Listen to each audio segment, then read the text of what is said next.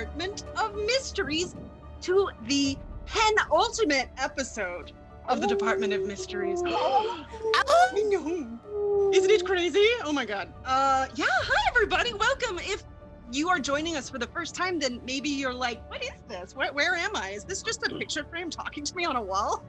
How crazy. Let me tell you, let me answer this question for you.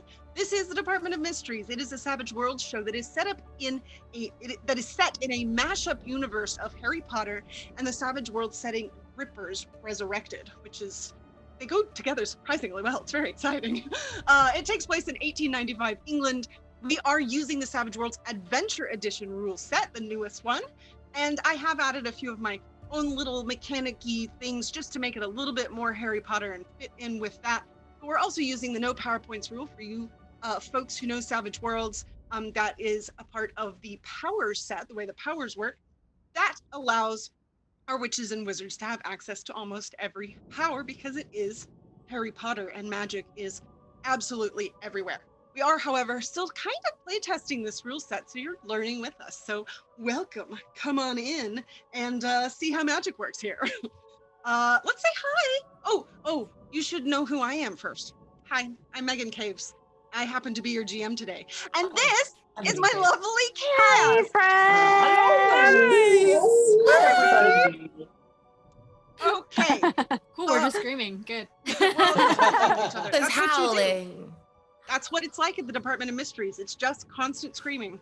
I would believe that, you know? I would believe that. So before we meet our cast, I'm going to tell you guys that today we have a very big giveaway from Pinnacle Entertainment. They are the folks that make Savage Worlds, and they have given us a Rippers Resurrected PDF bundle. So it's everything Rippers. And let me tell you, if you don't know about Savage Worlds, they create these really cool worlds like Rippers Resurrected. And then there are like books and books and books and books and all these extra things that go along with it that just enrich the world. It's this huge thing, and there's maps, and there's all kinds of stuff, and that's what you can win today. So make sure you check in chat to see what you need to do to be a part of that. And make sure that you're in chat at the end of the show today so that you can potentially be the winner of that. Yeah, it's exciting, and you should be like super excited. Anyway, so check that out. Now let's meet our cast. So today, cast, tell me your name, your character, like a sentence or two about your character, whatever seems important to you today. And then tell me how your character is feeling after the last episode. A lot of big things happened. You all took down Quentin Caro and made some confusing discoveries.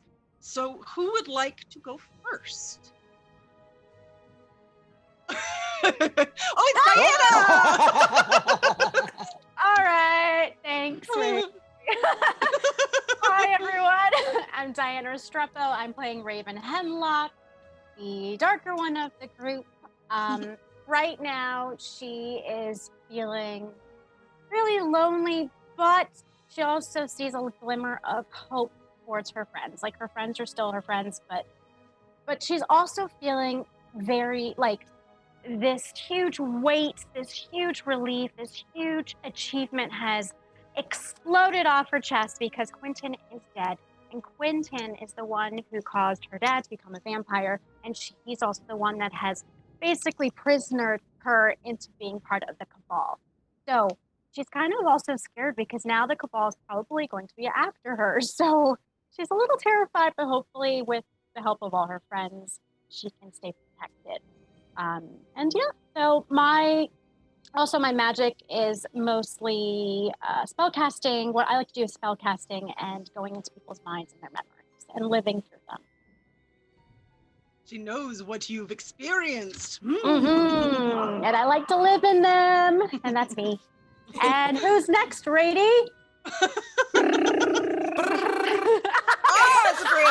I like this new system we have. This is actually very cool. I like it a lot. Hi, I'm Abria Iyengar playing Professor Zelda Zabini. No M. This is why I hate all of my students. They keep adding the letter M to my last name. I even see it in your frame there says Zambini as well. It's one of my former students made this frame. I failed them. They were a weak wizard.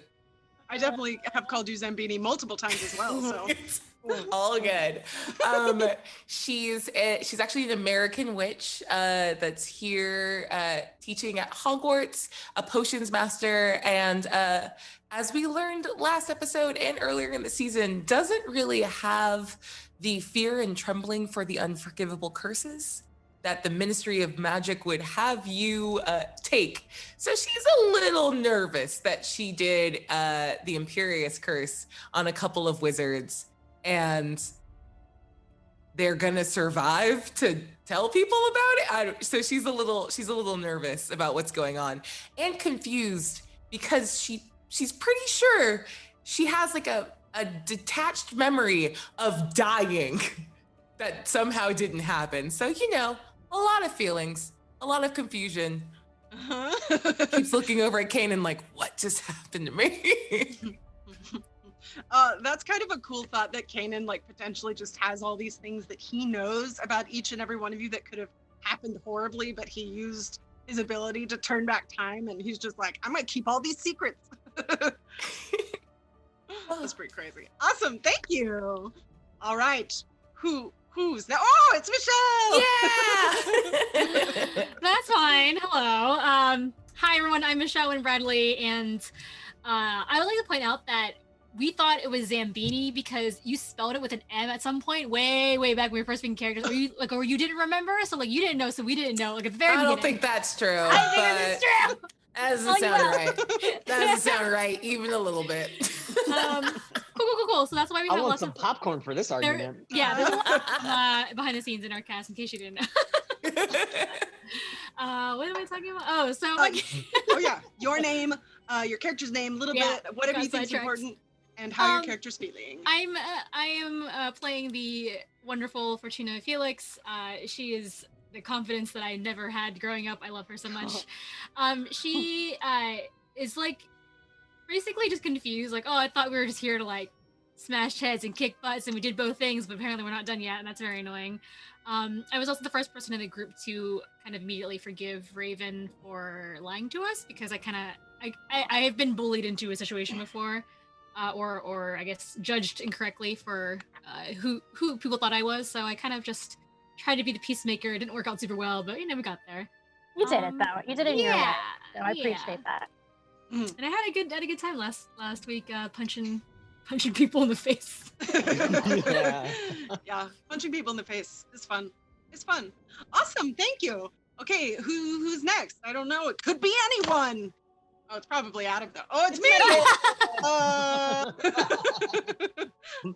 Surprise! Hello, friends. I'm Adam Conn. I'm playing the good boy, Kanan Featherby.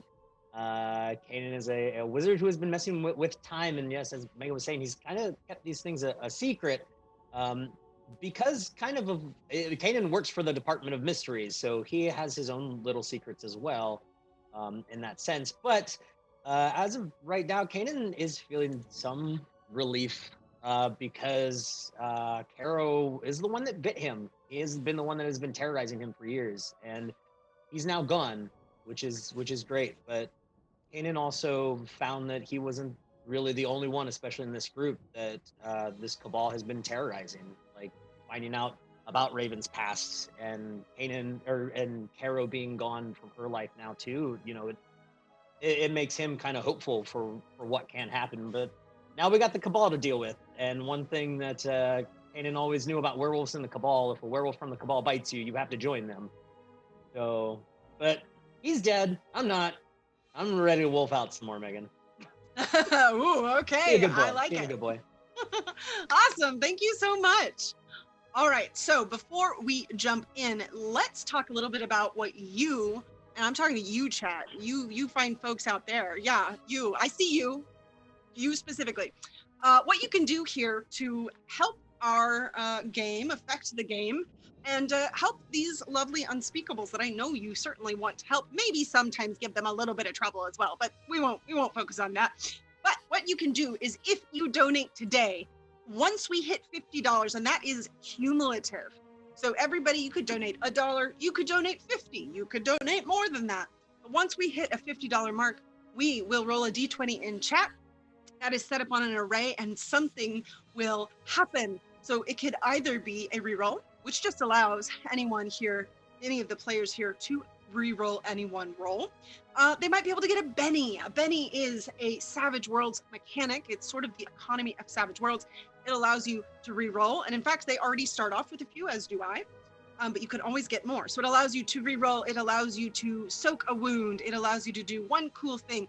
For my players, it allows them to give a +2 on any spellcasting roll, and a number of other things that can potentially pop up. So it is very helpful. They could also potentially get a draw from our wizard deck, our adventure deck, which is like this card right here that'll probably kind of green screen out. That is also a Savage Worlds, and those are fun little extra things that usually are quite helpful and beneficial. They could also get Wild Magic, which for that, I use my random magic table here from Table Fables. Neat little book. Crazy things happen that affect our world in some way or another. There's also the potential to get an interlude. This is also a Savage Worlds mechanic, which essentially allows you a little peek into the backstory of one of our characters.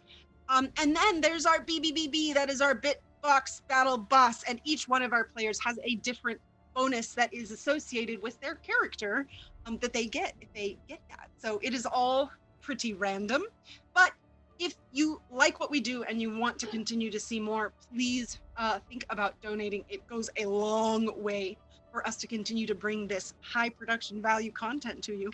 But we also understand that sometimes you can't, and just being here, spreading the word is also super helpful. So thank you guys.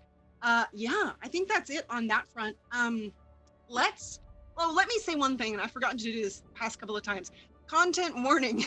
This is a horror show. We try to keep it nice and classy, but we will be dealing with murder, with gore, with potentially suicide, with dark themes, dark content, all of these kinds of things. So just be forewarned for that. Now, let's chat about what happened last time. Last time on the Department of Mysteries, Mina revealed the nightmare that Raven had been living by giving her the ultimatum of choosing between the department and the nefarious Cabal, while simultaneously announcing this information to the whole group of unspeakables, which our unspeakables actually did mention a little bit here at the beginning of the show. They all reacted a bit differently. We learned a little bit about that. But Raven did choose to do as Mina asked, and she made contact with the leader of the Night Guard. The Night Guard is sort of the army of the Cabal. They're the soldiers. The leader of that Night Guard is Quentin Caro, as was mentioned earlier. Caro, led our unspeakables through a haunted house in hopes that the house would take them out because he knew that they were coming. But unfortunately, unfortunately for Quentin's part, they were able to make their way through this haunted house and finally get to Quentin. And Quentin thought that he could defeat him, but they couldn't. But he couldn't. I have all my theys, the he's, and thems confused. But what I'm saying is they took out Quentin, which is pretty impressive.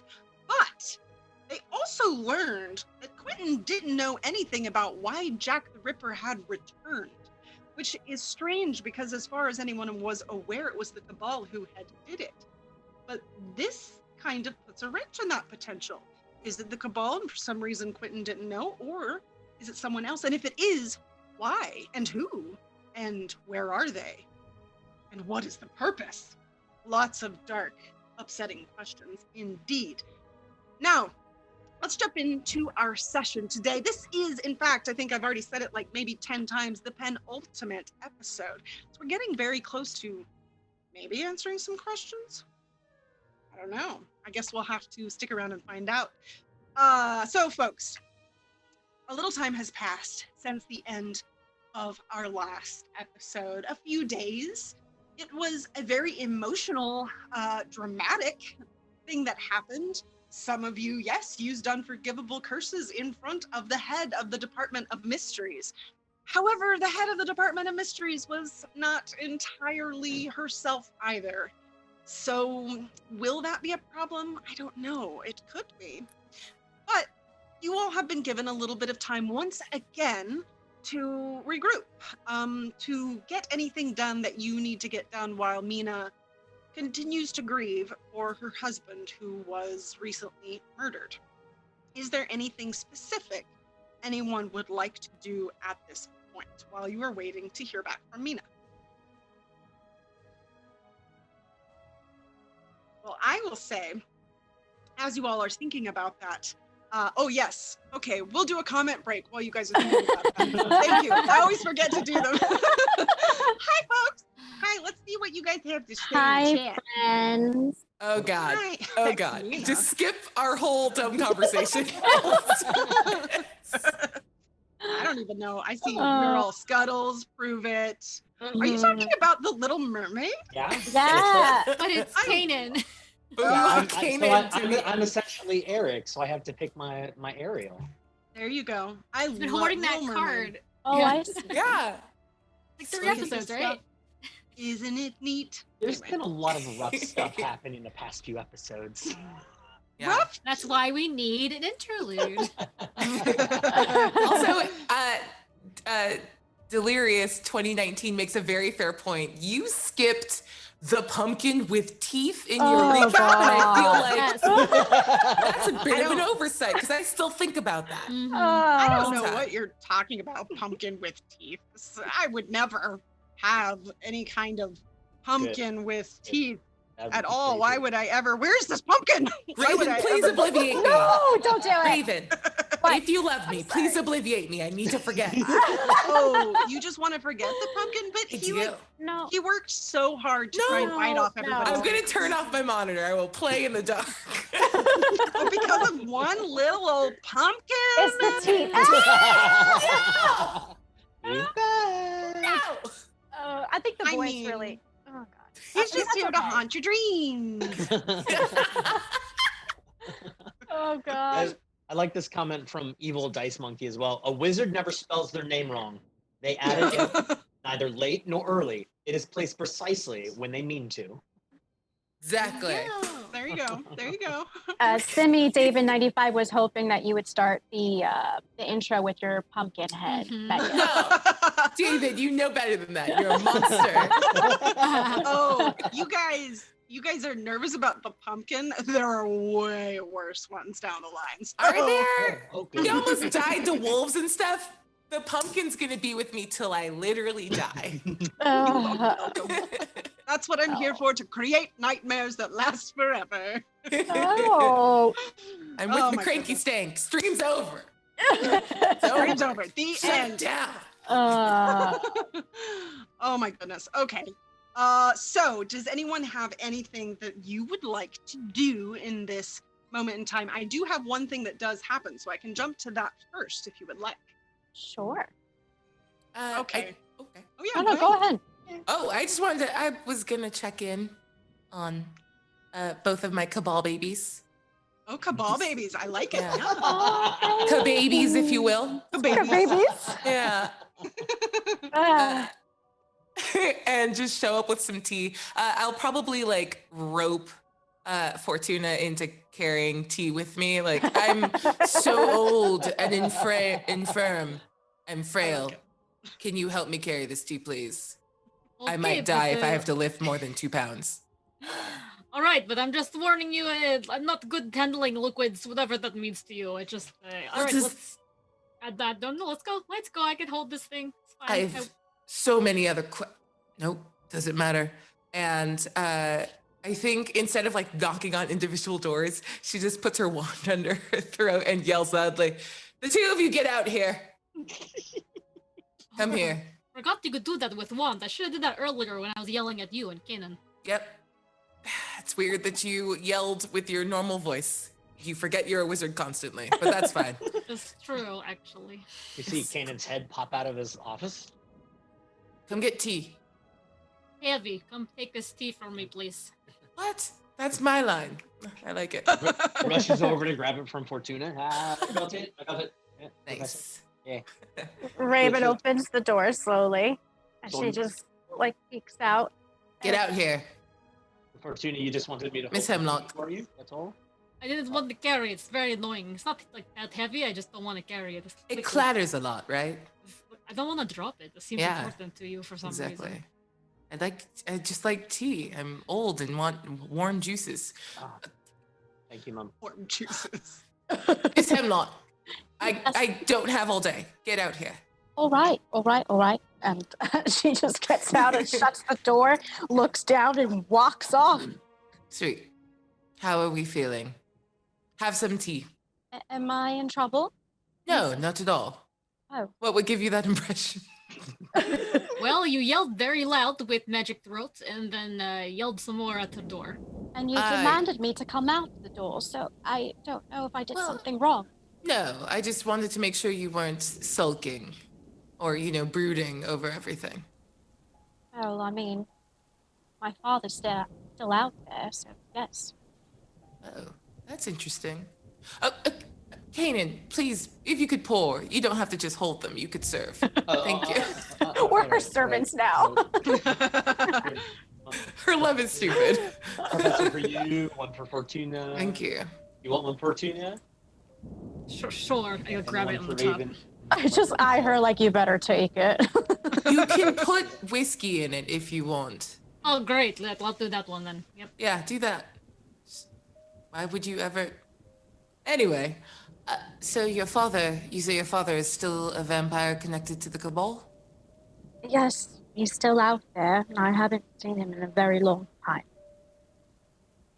Interesting. I mean, are you planning on trying to find him? No. No, he scares me. I don't know what he would do if he knew that I was part of killing Quentin, so I have to be on my guard. Noted. Well, see, look, sharing is important now. I know I have to be worried about a vampire coming and killing me. Appreciated. What about you, Kanan? How are you feeling? Professor, to tell you the truth, there's a part of me that feels quite relieved about what happened. In all honesty, that was the first time I've ever used a curse on someone. But I don't know. I have mixed emotions. It's almost like when we were all stuck in our nightmares. Quentin was definitely a part of mine, and my part of that nightmare is over, but I don't think it's done, especially not for any of us. And all I've really been thinking about the past couple of days since this ended is it's not done.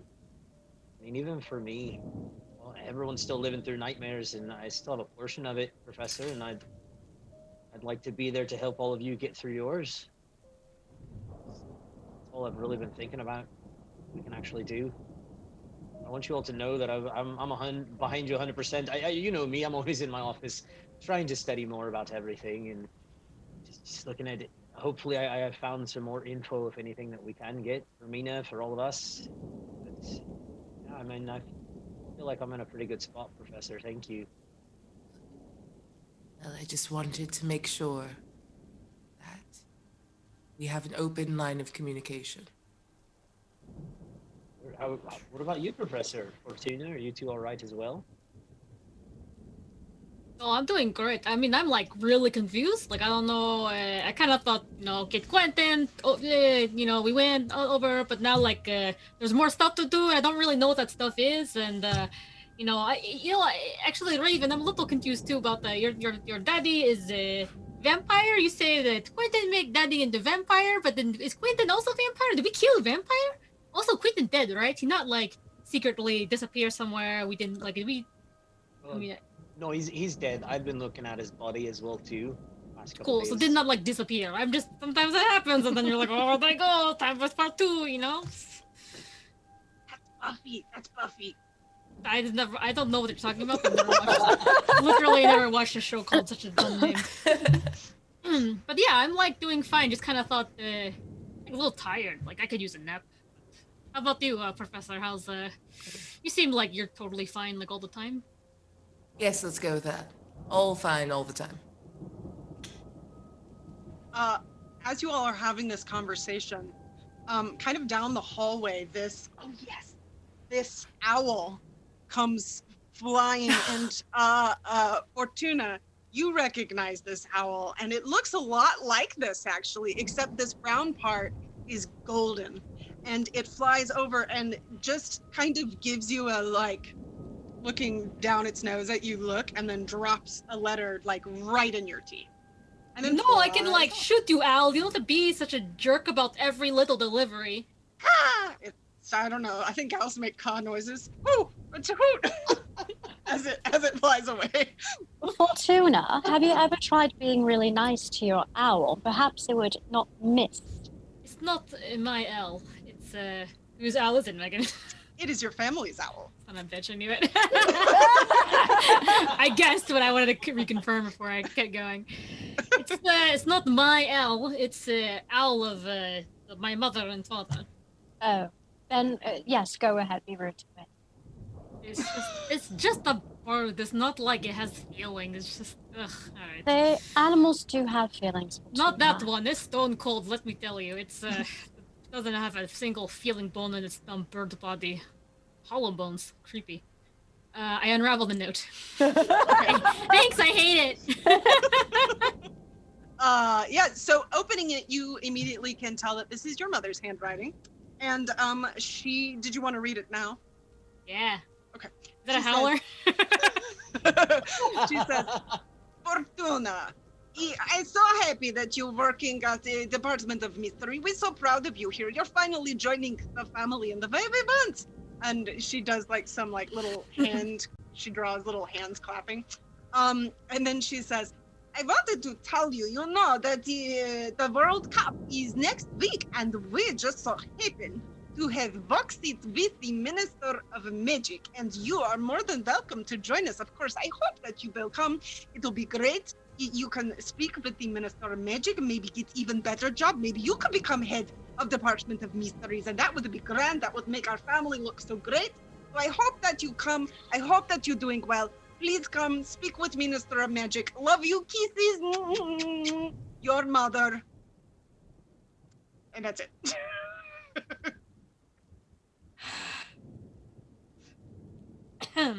Fortuna, I always wondered what your mother's name was. Does she never leave her name on the paper? Well, I'll tell you one thing before I get to that, is that apparently my mother knows how to use emojis, and that's very concerning on just so many levels. Yes, my mother's name is Diana, my father's name is Arthur. I did just look at my page to look at that, to reconfirm. So Diana and Arthur, and yes, there's emoji usage, so very concerning, and apparently, she wants me to go hobnob with the Minister of Magic at the World Cup. And was it 2 days? In 2 days. So, that's the whole thing. That's not it's all related to our mission, I'm totally sure. So just ignore it. We don't have to go. It's not a big deal. Unless any of you are like huge Quidditch fans. Any of you are sports people? Nobody. As a matter of fact, though, Zelda, it is common for the professors of Hogwarts to just have a standing invitation for that box as well. It's just part. It's a perk of being a professor. I don't know if you've ever used it, but it's there. I think I went once or twice. I'm not interested. It's a silly game that makes no sense. Sorry, literally, Abria's internet name is named after Quidditch, so it feels weird not liking Quidditch. Look, listen, Zelda, if you have secret affinity for Quidditch, do not be ashamed. It doesn't make any sense. The scoring is ridiculous. Actually, I will backtrack a little bit. I actually do quite enjoy sport Quidditch. However, I'm not interested in doing the kissy to the butt of the Minister of Magic, as my mother is attempting to tell me to do in this letter. It's very annoying. She wants me to get new job, even though I just got this job. Before that, I had perfectly fine job. We're not poor. I don't know what the big deal is. It's just all this working and making money is so foolish. But yeah, I mean, if you all don't want to go to the World Cup, unless we have any suspects who are attending this World Cup, I don't know. I mean, it might be a nice change of scenery, to be honest with you. We've all been in this town area for quite some time, and I wouldn't mind maybe seeing a Quidditch match. I guess, if we have no leads and we need a break, they do have like this very special beef jerky they only make at the World Cup. It comes in like collector tin. It's very good. I think they use like, you're not allowed to hunt dragon. You can, for medical purposes, use the bodies of dragons. So sometimes they make beef jerky out of this dragon. All right, so that's a yes for Fortuna then. Okay, beef jerky is a yes for her. I mean, I always found it quite entertaining to watch back in school. I haven't been to a match in forever, but if you all want to go, I'd be down for it. Type in good time. As you all are having this conversation, Mina pops her head in. She says, "Hi, sorry to interrupt, but I would like to do a briefing in the meeting room here in just a moment. If you all will come along, yes?" And then she kind of just leaves. Of course, Mom. And before you all head to that meeting room, there are a few followers and subs. So we do have some new follows from Azorus Creature 2000, Snap Havoc, I Am Black Lion, and Darth Noir. Thank you, folks, for the follow. Welcome, welcome. And also Simi David resubbed for 6 months. Wow, David, that's amazing. And Ozark Haller resubbed. Hi, Ozark Haller. And it looks like we had I don't know if this was before, but I see Sarah BC1 under BitBoss, and this makes sense to me. I believe this. Also, Neva and Omar did donate $20, saying, "We can't watch live today, but we're here in spirit." Thank you guys. All right. Oh, I see BitBoss. I just see this. Or it could be BitBooze. I don't know. Either way. BitBooze. Oh, boo. There it is. It's Maven. That startled me so much. I like it. Okay, so jumping back in, do you all head to the meeting room to speak with Mina? Yes. Okay. So as you guys go in, it's the same kind of room you always congregate in to just debrief and briefings, anything like that. And she's just in there kind of going through some papers, and she says, "Oh, yes, come on in, have a seat." So, I just thought that, well, first of all, thank you, all of you. I appreciate that you helped me. I know it wasn't just for me, but helped me find Quentin, and, well, you know the rest. And thank you, Raven, for choosing the right side. All of you, at this point. It has not been an easy time, and I know that is not just for me. I know that it has been rough for all of us, but I hope that together we can figure out what's happening and prevail, as we always do, or always have so far, I suppose.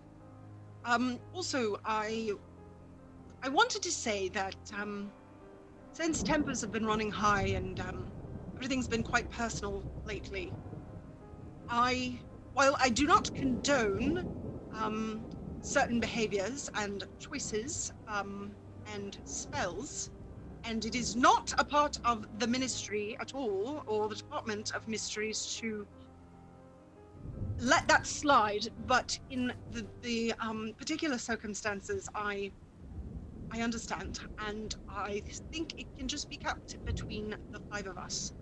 But just know that it is a highly punishable offense, were it to be known in other situations. So just be careful. It's one thing for me, it's another thing for others in the ministry, if you know what I mean. So, in regards to the information that we have so far, it seems that no one else has been killed for some time. No one else has heard anything from Jack.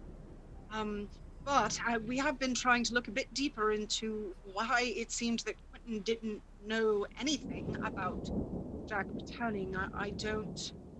I'm very confused by the fact that I don't know if it's just him or if it's the Cabal in total that doesn't know. And if it is, I don't I feel a little bit in the dark at that point, which is not a place that I particularly like to be.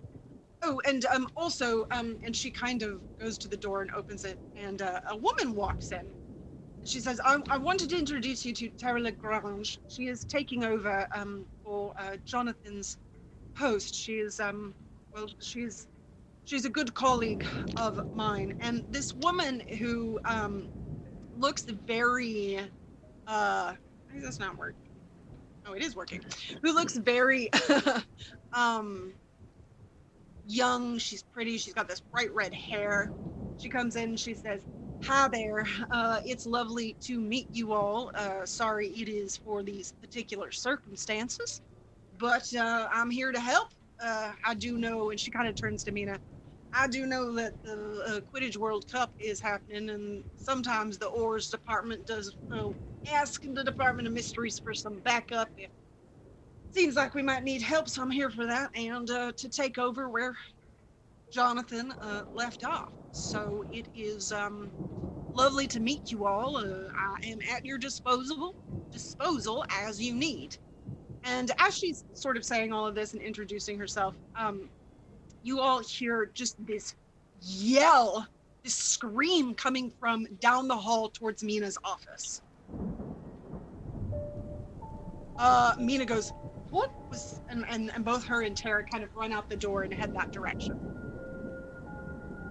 Oh, great. Maybe somebody else got kidnapped. Let's go, everybody. Okay, we would follow. Yes. Yes, follow. So, following, you turn down the hallway and you see Mina kind of looking into her office with this kind of upset look on her face, and Tara also, they kind of give each other a look, and then Tara goes into the office. And as you all come around to look in the office, it is not a pretty sight. There is blood. There are pieces of a dismembered body strewn all over the place. And Tara is kneeling down. Mina, right behind Mina is Thomas, and he just kind of has his face in his hands, and he says, I don't know, it wasn't me, I don't know how they got in here, I don't know what it is. And Mina just kind of goes, it's all right, Thomas, just why don't you go get some tea, we'll be with you in a moment, we'll take care of it. And she kind of ushers him down the hallway and comes back and speaks to Tara and says, do you know who it is? Can we tell or how it got here? And Tara says, I gotta be honest, this looks a little bit like Trudy. And Mina says, Trudy Frankenstein. Well, I haven't seen her for a while, but why would she have been killed? And looking at this body as they continue to talk, it looks like Jack's MO. Pieces of the body are missing, organs are missing. This body has been it's almost like somebody came in, killed her, cut her into pieces, chose the ones that they wanted to keep, and just discarded the rest. Is there anything you all would like to do in this moment? I would want to look for, it's a mess in here, I'd look for footprints. Footprints. Okay. Yeah. Make a notice roll. Notice and roll. So is Trudy another unspeakable? You're not sure. You could ask Mina. Yeah, Mina. Mina? Yeah. What is she another unspeakable? Who is this? Oh, no, not exactly. Dr. Frankenstein was a part of the original group, John Dee and Abraham Van Helsing, among others, who essentially began what is now the Ripper's department within the Department of Mysteries. They were kind of a part of the original group, and Frankenstein was another who did go a bit crazy with the Ripper attack. So Trudy was just kind of caught in the crossfire. She wasn't really a part of our group, but she was a friend and ally when needed. Most unfortunate. Yes. What was your roll, Adam? 5. 5. So looking around the room, you don't really see any footprints per se, which you're not sure if this was left here intentionally. I mean, clearly it must have been, but it looks like the person was, I don't know, careful enough, or maybe they brought the pieces of the body that had already been murdered and just threw them into the room. Kenyon would look up at Mina and just be like, overhearing what Zelda was asking her. How close were you with Mrs. Frankenstein? Honestly, it had been years since I'd really seen her. I mean, her father was another one of the major leaders of the Cabal at the time, and, well, we took him out, so, it was a rough time for all of us, but it has been a little after that time. I think I did see her once, but not often. She's gone about her life as best she can. His mum, that's 2 people that were involved with you in the Rippers now, and both of them having a connection, especially to you, and you being connected to this department. You have to be incredibly safe. Well, yes, I suppose I do. At least I'm good at what I do. So if Jack were to come after me, well, it's never good to be caught alone with Jack. He is more powerful than I like. Hopefully, maybe less than he used to be. I don't know. It doesn't seem that way so far. This is a lot. So as Tara is kind of looking over the body as well, she says, "Now, Mina, did you say that? Well, there was a a tooth or something found at pardon me, but Mr. Harker's murder scene. Is that correct? And the word Ponari?" And Mina says, "Oh, yes. Tara goes, "Well, I mean, at this point, what I'm seeing are pieces of not only Jack the Ripper within this whole murder thing, whatever is happening, but Dracula and now potentially Dr. Frankenstein himself. I don't know what's happening, and I have a hard time believing it's not the Cabal, but whoever it is, it seems that they are taking pieces or focusing on all things Cabal leadership. All of these people that we took a lot to get rid of the first time. I don't like what I'm seeing, is all I'm saying." Would anyone else like to investigate anything, look around a bit?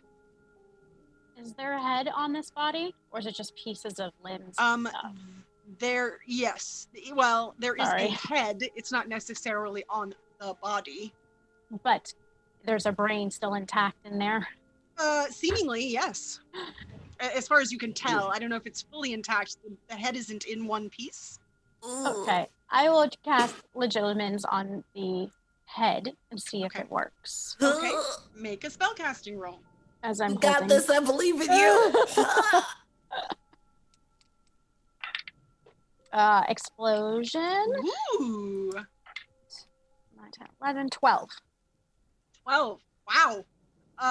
Yeah, that is, you got 2 raises there. So you go over and it's almost like you don't even have to almost think of the spell. It's just, you're so used to doing it that pretty immediately you're able to access recent memories. You can tell that there's this thing that happens in a dead mind where everything starts to degrade. It sticks around for a little bit, but you can tell that this body has been dead for a little while at least. So the memories are kind of piecey. But is there something specific that you want to look at, a specific time or place or thing? Maybe if this person was being tortured, so I can see through the eyes of how this person was being tortured before this person was dismembered. Okay, so you're essentially kind of trying to look around the last memories that this person had. Yes, last memories. So what you see is kind of someone walking. You see a street at night, and she seems to be walking down the street, and then all of a sudden there's just this feeling of pain on her head, and you see kind of the pavement coming at you, and then she turns around, and it's kind of like it's dark, but there's gleaming light that's glinting off of something. There's a lot of movement. You can tell there's a body, and she's got her arms up trying to fend it off. And you see that she grabs, there's a white shirt on this person who's got her, and she grabs onto the shirt and just rips it to pieces a little bit. And then not long after that, everything starts to fade, but you couldn't really get a good look at the face. However, what I will say, you were able to see in Jonathan's mind as well, right before he died. And you saw a pretty distinct dark figure with bright red eyes, and you aren't seeing this time. This person seems maybe different. You can't know for sure, but it's just a gut feeling you have. I would come out of the memory. Okay. So, bless this woman's heart, but I don't believe it's the same killer as Jonathan. Not to bring his name up. Not the same killer. It's someone completely different. She was just walking along, I would say, the street and alley, and whacked on the back of her head and fell down and fought for her life and ripped his shirt. But it wasn't the same. It wasn't the same eyes. It wasn't the same person. Interesting. Zelda, during this whole thing, was actually searching for Trudy's wand. She was going to cast Priori Incantato, but if you describe her last moments, then she's like, well, once again, and she's going to turn to Fortuna. Now, in the description that Raven just gave, I didn't hear anything about casting a spell. So this is what will happen if you don't use magic. Please. You're really hung up on my lifestyle, aren't you? I just want you to be safe. I'll use it when I need to. You guys are very powerful witches and wizards. I can, don't want to waste my cool spell casting if you guys kind of got it, Do what you're good at, as I always say. Anyway. You're muted. And Megan, can I cast a spell? Yeah, what would you like to cast? I'm going to cast Accio, Rip Shirt from Memory. Accio. Sure, Rip sure, Shirt do it. from Memory. Yeah. Does it work? No shirt. I mean, make your spellcasting roll. It's a 4. A 4. Okay, that's a success. So, you Accio, and you kind of take the description that you got from Raven, and nothing happens at first, but then there is a hand piece that kind of starts to move on its own, and if you look over there, you can see that in the curled fist is what looks like a piece of white clothing or cloth. Kaden, that's it. That's the yes. Oh, I can't believe you did that. Good girls, Kanan. Well, and then he walks over. He grabs the piece of shirt up and he takes a sniff. Ah. Yeah. See if he Okay. can catch a scent. Yeah, make a notice roll. Clever boy.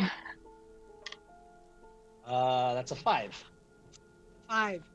Yeah, that's a success. So you smell this shirt, this piece of shirt.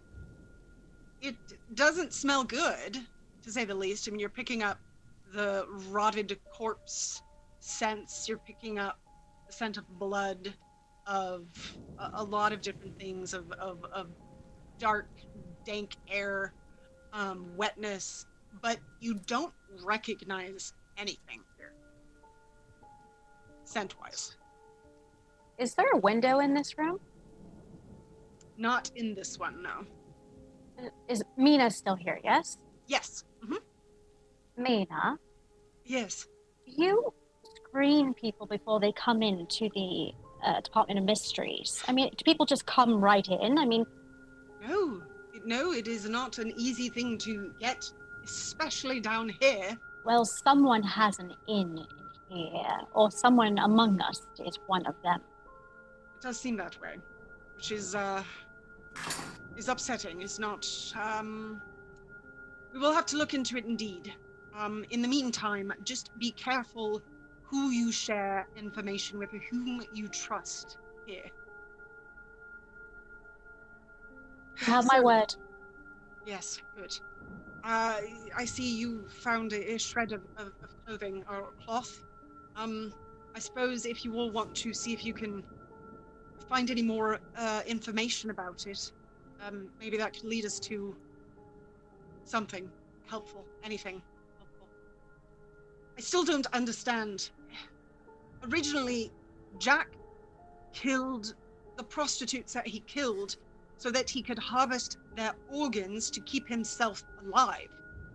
But he's not doing that. He's either he is killing people or others are killing people for some other purpose. I don't know. It's very strange. It just seems random at this point.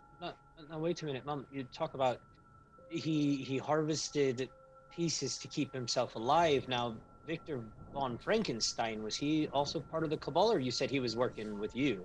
He was a part of the Cabal. The thing about all of these people, John Dee and Frankenstein and the, Griffin, they were all good people at one point, and then this pursuit of these creatures, these magical beasts, and this Ripper tech and grafting pieces onto themselves drove them mad.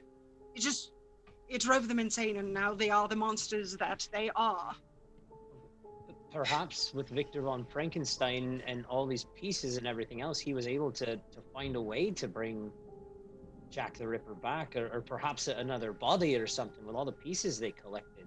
But Frankenstein was dead as well. Or is dead, I hope. Although now I'm not entirely sure who is dead any longer. I believe we're dealing with something that is undead, especially from the first killer that had red glowing eyes, and this one had no red glowing eye. Yes. It sounds to me like this is not the Cabal, but perhaps a new group that's trying to either revive the old Cabal members or just like make themselves immortal, or I mean, yes, there's no reason to believe that this is actually Jack the Ripper or his compatriot. It's perhaps just somebody who's using the same magics as Jack the Ripper did. Well, even if they are, that is dangerous and powerful magic that they are using. And grafting, if they are indeed messing with the Ripper tech, grafting pieces of these creatures onto themselves, it is dangerous. It makes you crazy faster than you would hope it would, unfortunately. One thing... Mina, sorry. No, go ahead.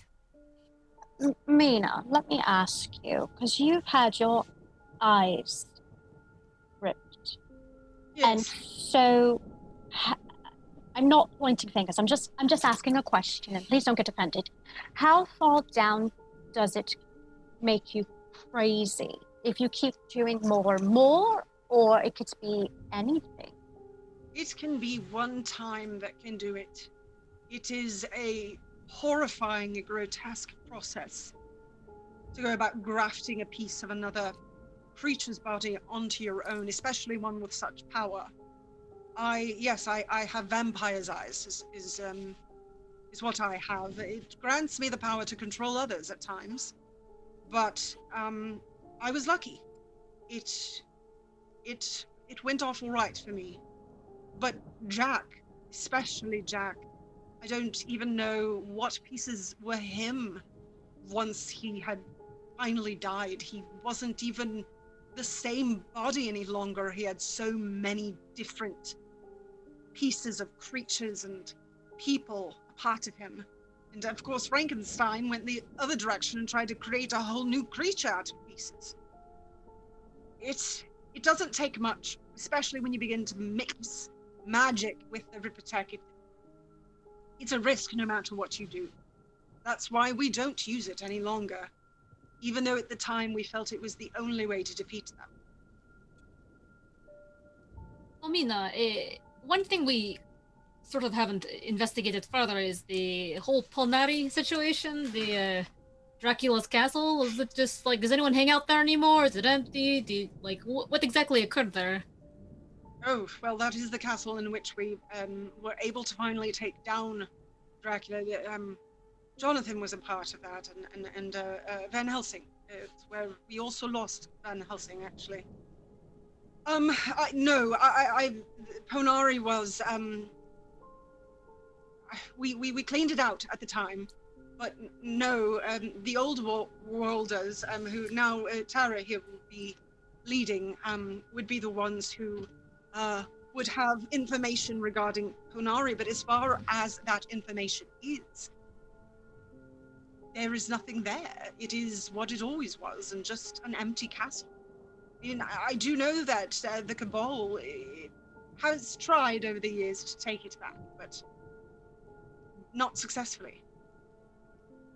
But I don't know if that has anything to do with the castle per se, or if it's a hint towards Dracula himself. But either way, it seems almost entirely random in the scheme of all the information that we have. The only other clue we have is that they want us to know what they're doing. They make a big show of putting the body parts in here, and the first time, and then of course taking Jonathan. They're clearly getting revenge on, the Department of Mysteries, the Rippers. But well, but that is the question. Why are they being so, what feels like, performative about it? What would be the purpose for that? What message are they trying to send you, Mina Harker?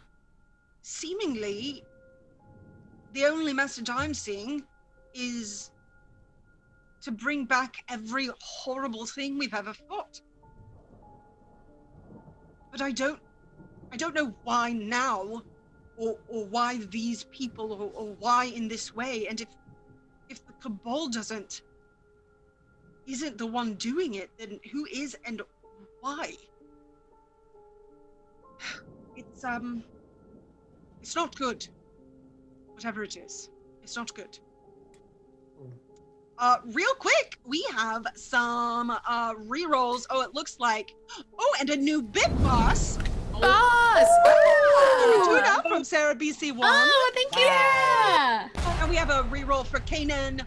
There it is. We've hit a 50. A reroll for Raven, a Benny for Zelda, and rampant magic on Zelda. Oh no! Thank you so much, guys. Yes, indeed. Are her red eyes finally gonna go away? Oh my God, no! Magic.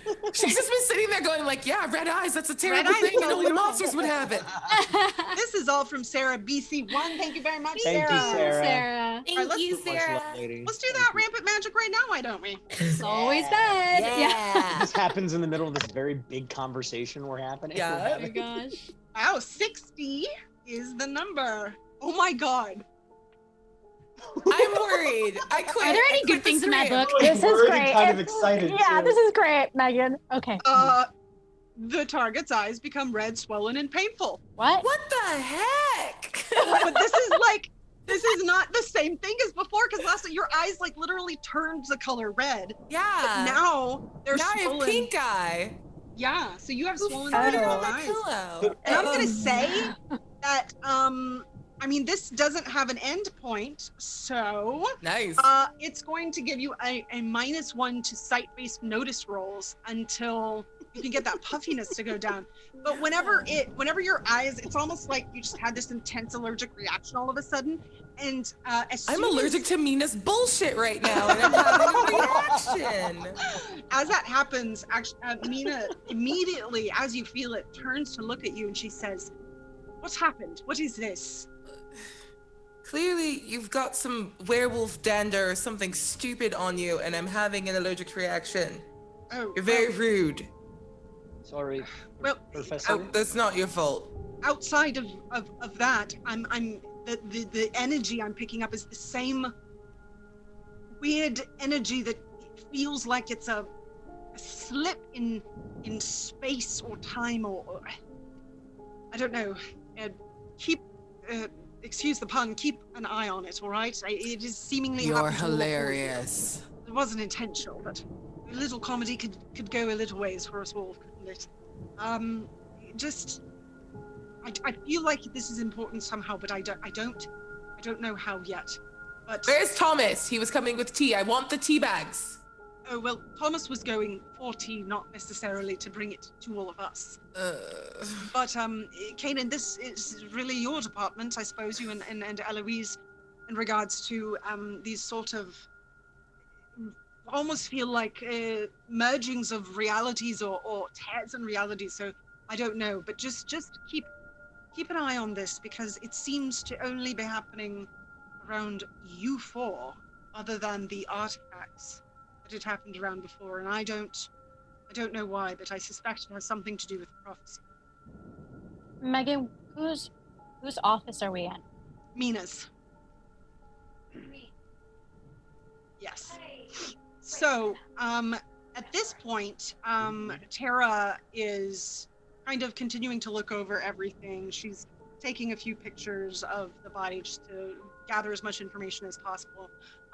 And you all have that piece of fabric. Is there anything else you all would like to do here before leaving this crime scene, essentially? Good. Okay. I would like to pull Mina to the side really quick. Okay. Have a moment with her. Yeah, for sure. Mum, could I talk to you for a moment in private? Yeah, I'll be right back. And she kind of follows you. Yes, what is it? So you know, I mean, obviously how we've been working over in the time department, and you always told me that if I ever found out anything, to let you know first. Well, I've currently been working on something, and he pulls out the time turner, and he goes, so Mum, I've realized that this I've been able to manipulate actual time, not to the fullest extent, but in some cases I've actually been able to go back a few seconds, and Really? been able to somewhat alter. Could that just the department from there? I mean, what I've been searching with Miss Mentumble, is there any reason to possibly suspect that she might have something to do with it? She is technically my superior in that department. Is there any reason why we should be looking at her at all? Eloise, I mean, I suppose anyone is fair game at this point. So maybe we should keep an eye on her. But she seems such, excuse me, but a mess.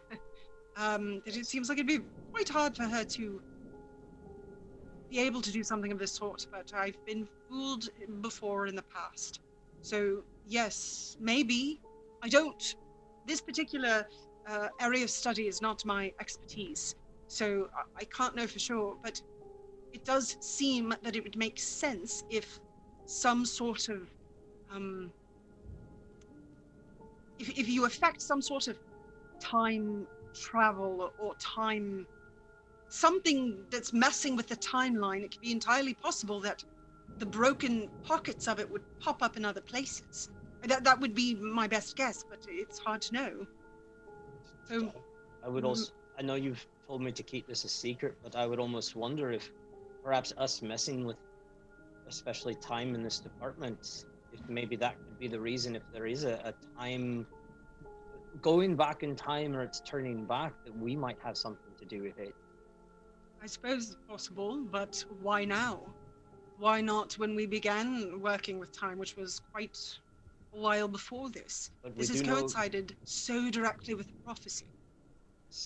I mean, time can stand still, time can move forwards and backwards, Mum. I mean, if I'm able to just manipulate a few seconds, who's to say that someone can't manipulate days or perhaps even years with this?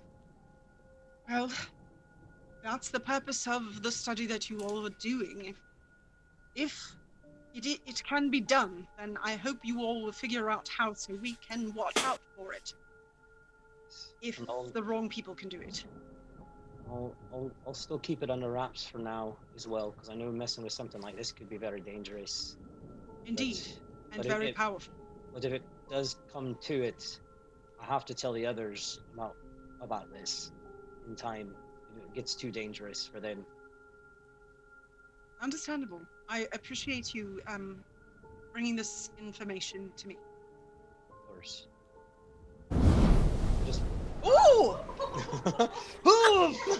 How? That's from Willow Ridley. Thanks to Sarah. Hey Willow, what's Thank up? you so Willow Ridley? much. Thank Oh. you. And Ozark Haller has donated, saying Repello Muggletum.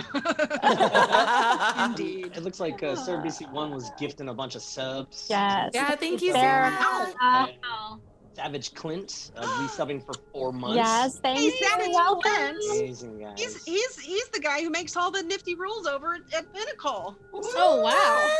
Savage Clint, Nice. love it. Thank you. Love your game. This Yes, is great. Thanks for so making a good much game. fun. It's working. One of us. It's so easy and I love it. Yeah. As someone who hates math. Welcome to this world, this savage world. It's very savage. It's so savage. Indeed. This system's so nice. What is this? Is this Sway? I do Like it. That was good. I like that. Okay, so was there anything Megan. else? Yes.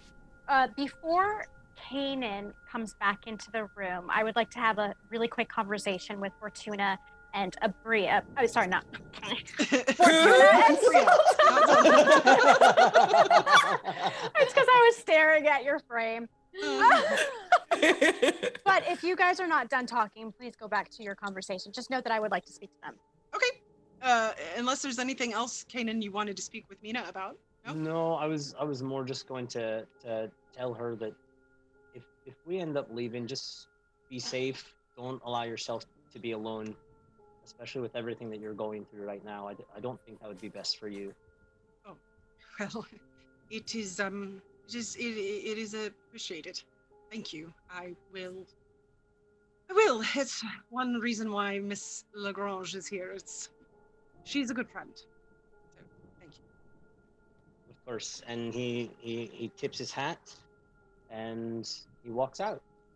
He walks back into the office.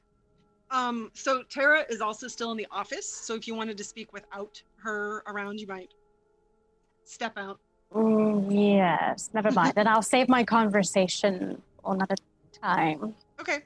Well, Mina does come back and she says, I suppose, Tara, if for review, if you will have done the investigating that you need to do, it would be lovely to lay poor Trudy here to rest and maybe take her out of my office. If there's nothing else.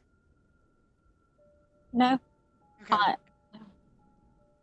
And Tara kind of nods and says, yes, I will complete any photography or anything else we might need here, and then I will handle that, Mina, so you don't have to. What else am I here for, right? And Mina just kind of gives her thanks and goes down the hall a little ways to check on Thomas. So, yeah, at this point, Mina has asked you all to maybe look a little bit more into this cloth, just to see if you can find any information that could help. And that's pretty much it. You have this information. RBBBB! Thank you. That's Alex Rogue 460. Who dis? Alex Rogue. Wait, I did it? The sub goal? That's what it says. I would have given it to myself, but okay. Well, it's random, but yes. Oh, I'm just joking. It's fine. It's fine. That's awesome. You're welcome. Thank you. I appreciate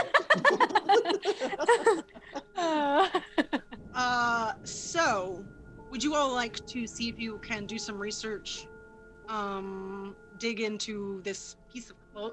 Yes.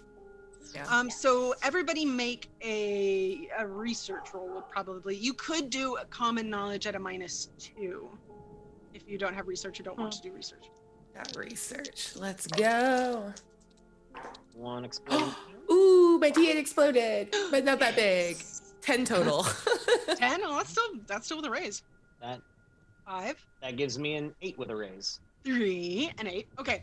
So, Raven, you are fairly distracted just by.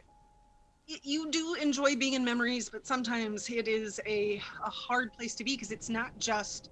You don't just see what happened. You feel the fear. You feel the intensity of it. You almost feel the ghost of the pain of it. So it is pretty intense. It's kind of overwhelmed you in this process. So it's a bit distracting.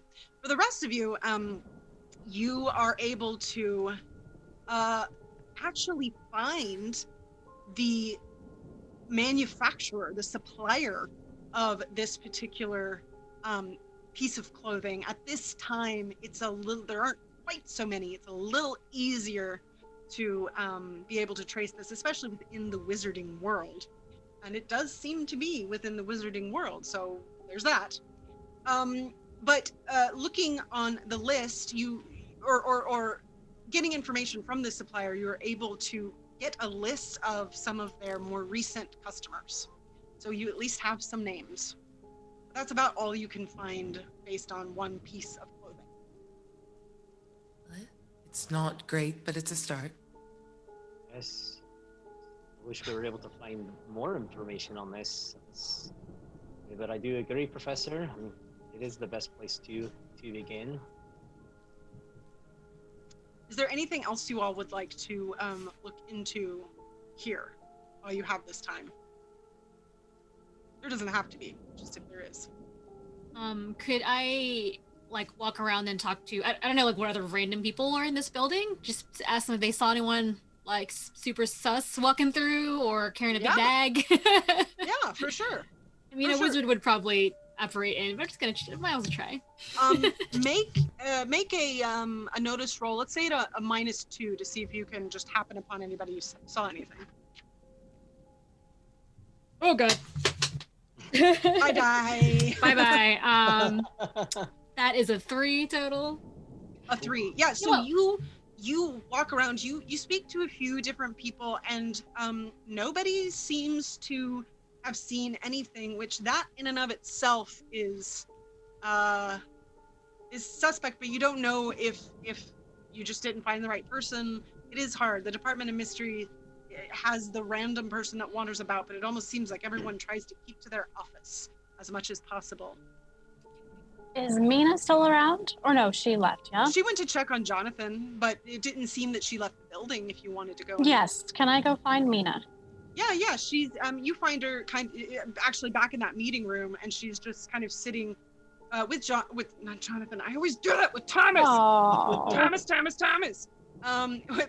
I call him Jonathan because I think of 30 Rock and the assistant on 30 Rock, and his name was Jonathan. I don't know why, but just Jack's assistant. Anyway, yeah, she's just sipping tea with Thomas, and they're kind of quietly talking with one another just about everything that happened. So if you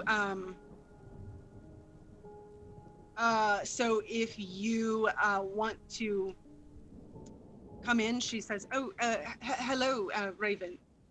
Can we help you with something? Yes, I'm sorry to interrupt, ma'am. I was just wondering, just thinking about the whole Ripper tech and everything, and is there a way to collect all the names of everyone that works here that has had Ripper tech done to themselves? Just so we can further investigate everyone else here, because remember, we don't know if someone here could be a suspect. True. Yes. And Thomas kind of pipes up and says, well, we do keep decent records, although it is often hard to get information in regards to unspeakables, because it's highly classified. But yes, in this instance, I could probably compile something, I think, if you want me to. And Mina says, oh, yes, that would be quite helpful. I will say that while I don't know every single person, there aren't a lot here currently who do. A lot of them are out working in different parts of the world for us. So, but yes, there might be a handful who were here during that time. So this is a very good idea. Yes, just to make sure, just to cross-reference all of them. Yes, yes.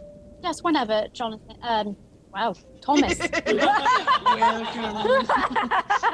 I would say thank you, Thomas. You're very sweet and kind. I appreciate it. When you have a moment. Hey, And of course. I bow my head and I walk out.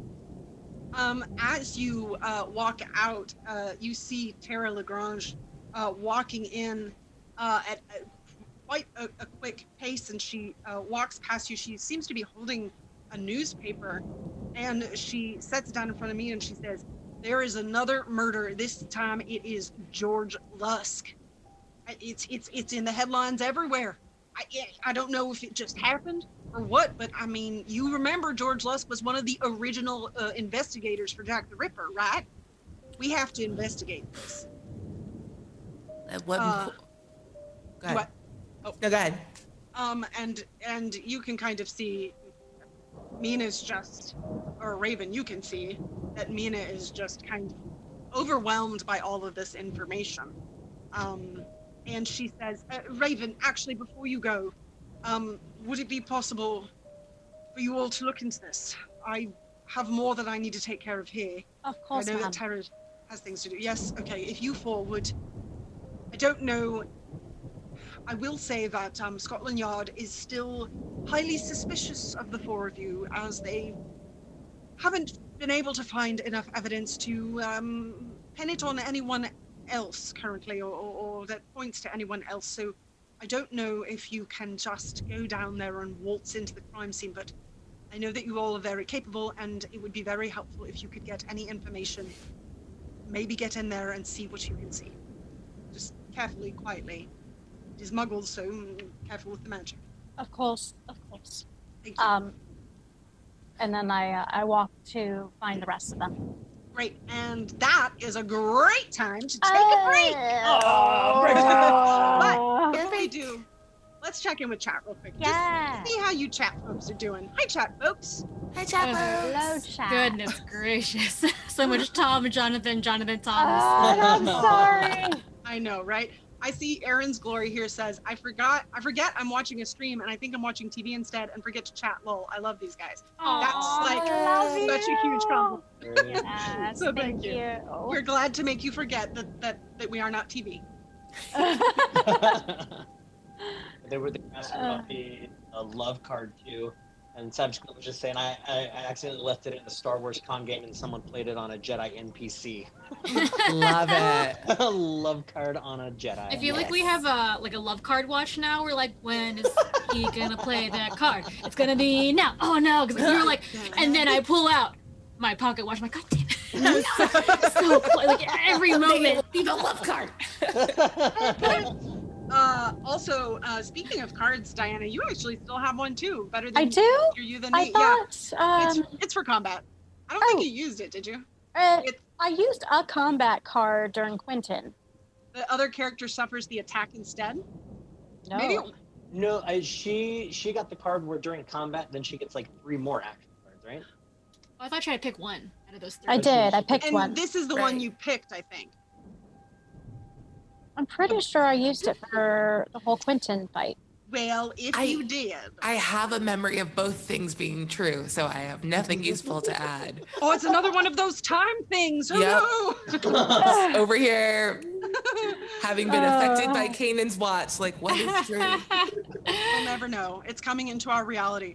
Also, we have a follow from Momo O'Brien. Thank you. Hello. We have a gifted, Kyle Rubarts gifted 2 subs, and Draconite resubbed for 2 months. Thank you. Awesome. Thank you, guys. All right, let us take a quick break. It's probably a good time to go and check for monsters under your bed. No. While we take a quick bio break. I wasn't going to do that, but now I have to. Now you would have to.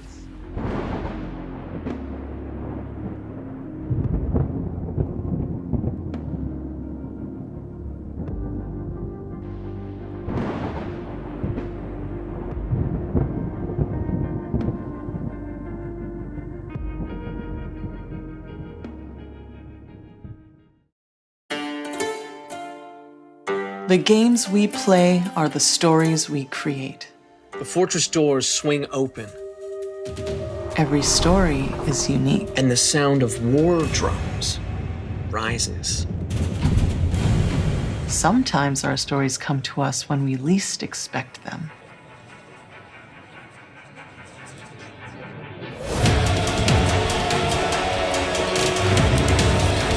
We need to be ready no matter where inspiration strikes. And sometimes our stories are told over great distances. No matter where your journey leads you or how your story is told. The games we play are the stories we create. Sirenscape can help make yours epic. Sirenscape is searchable, fast, and customizable from any device with no need to pre-install any sound. Adding epic atmosphere to your game has never been easier. Norse Foundry Dice of Crits was filmed in front of a live studio audience. Where's Adam? I mean, we were supposed to start 20 minutes ago. Oh, yeah, I think he said he was picking up some new dice. Yeah. Hey, guys. There he is! Yeah! Did you get him? Oh, yeah.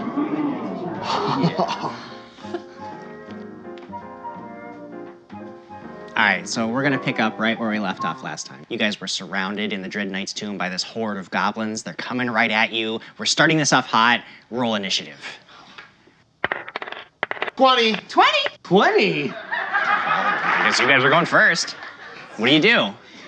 I'm gonna charge in with my axe and wreck the first goblin I see. I'm gonna target one of the goblins with Scorching Ray. All right. I'm gonna take an arrow and I'm gonna shoot the toughest goblin there. Groovy. You guys line up all of your attacks. Let's roll the dice and see what happens. 20. 20? 20! You guys are really rolling hot tonight. Yeah, must be these new dice we got from Norse Foundry. Far out. Those things look really amazing. Don't worry, Jim. I got one for you, too.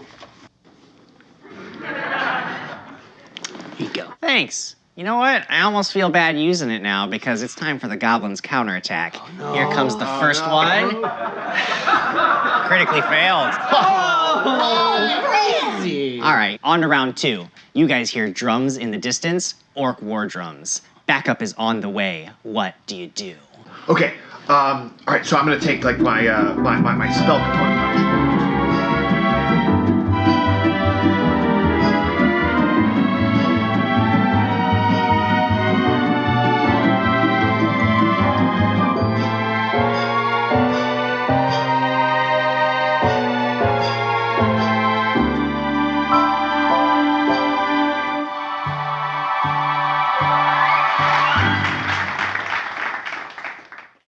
Well, that's it. You've defeated the Dread Knight. You've entered his dark curse.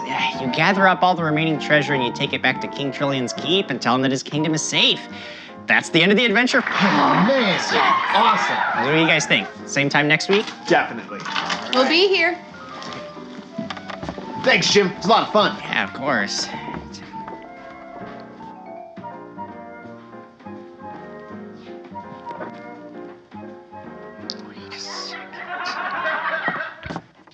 Hey, Jim.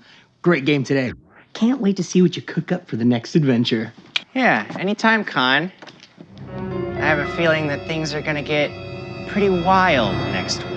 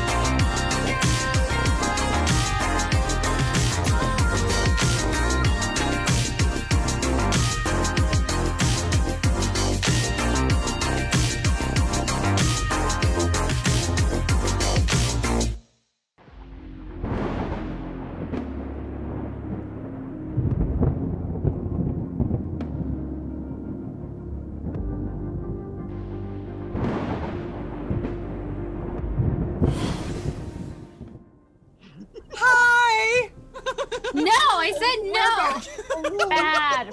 Megan, no. Bad, Megan. I had to. Hi, welcome back, everybody, to the Department of Mysteries for our second half. I kind of feel like we're doing sports. It's the second half. We're back after halftime. Yeah. Hello. Uh-oh. Abria's invisible. We lost her. We lost her. Yes.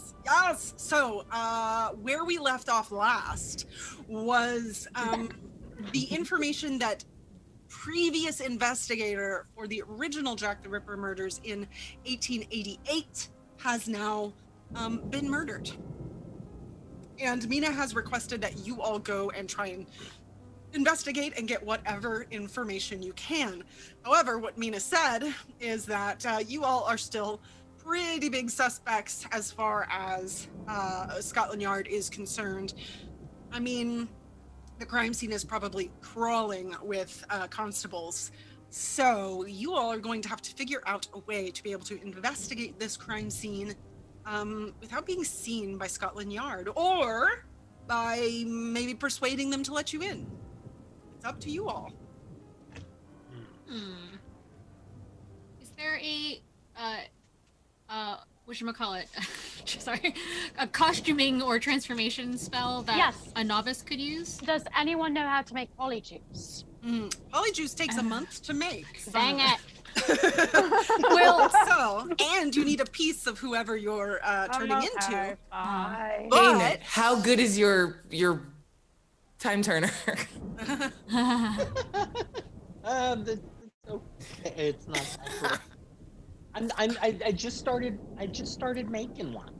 Just started working with it. Just began it. Sorry. Let's see. I'm trying to think if there is one. I mean, you guys, I think, have access to the illusion spell, which we can do it. Yeah, you could use illusion. It only lasts for 5 rounds. So I'd say I'd let it last for 5 minutes outside of combat. And that's longer than 5 rounds, but still, I think that would be okay. You could also do, I believe you have intangibility, which is a little bit different than invisibility, but you could see if there are any cloaks of invisibility at the Department of Mysteries, I suppose.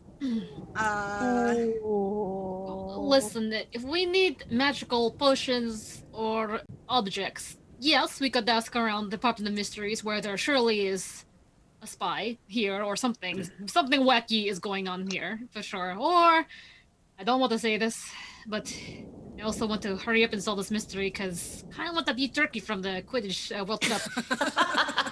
Not that we're talking about that, just really want beef jerky.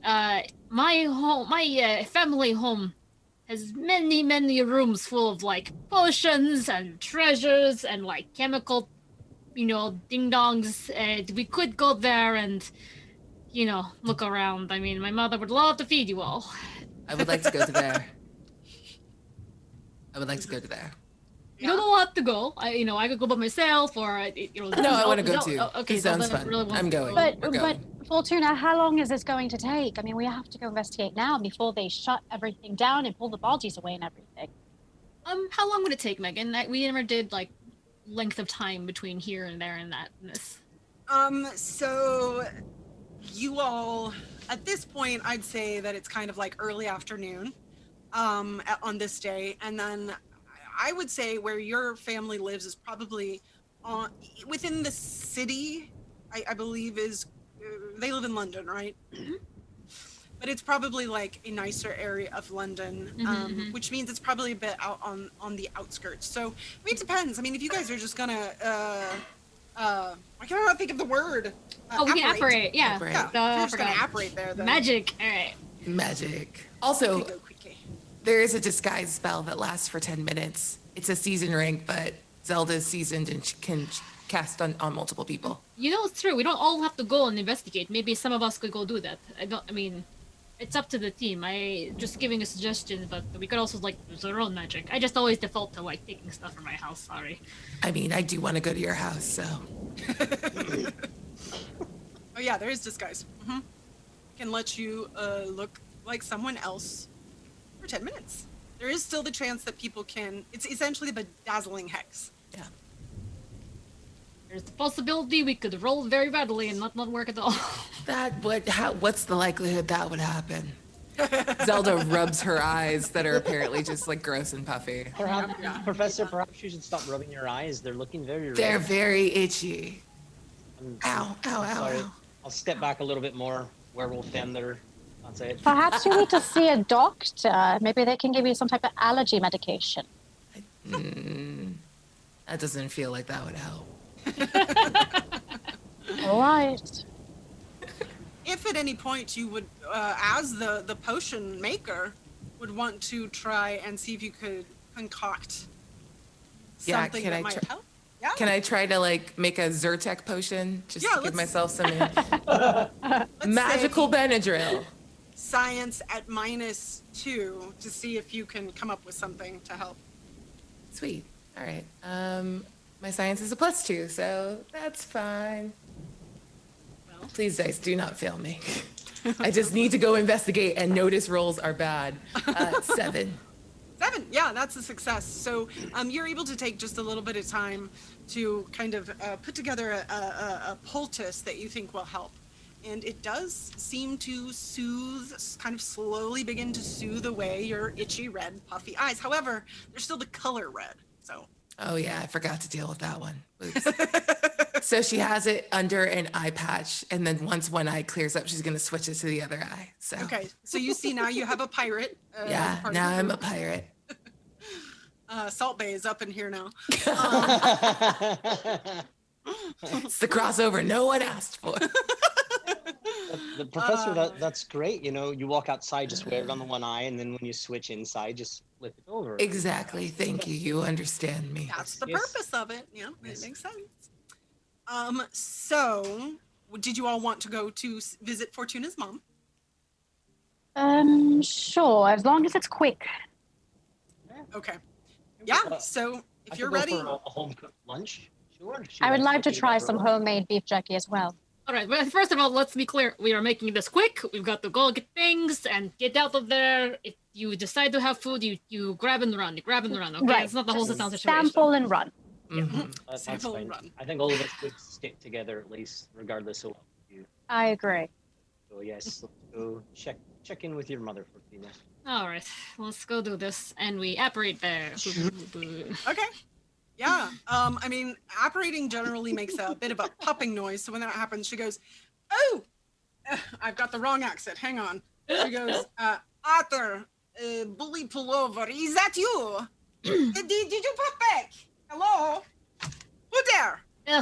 Hello, mother. Is I? Fortuna. Oh, it's so lovely. It's lunchtime too. Perfect timing. Okay, cool. Hey, do you mind if we go pop over to the potions area to go look for some things for work? It's like a work related.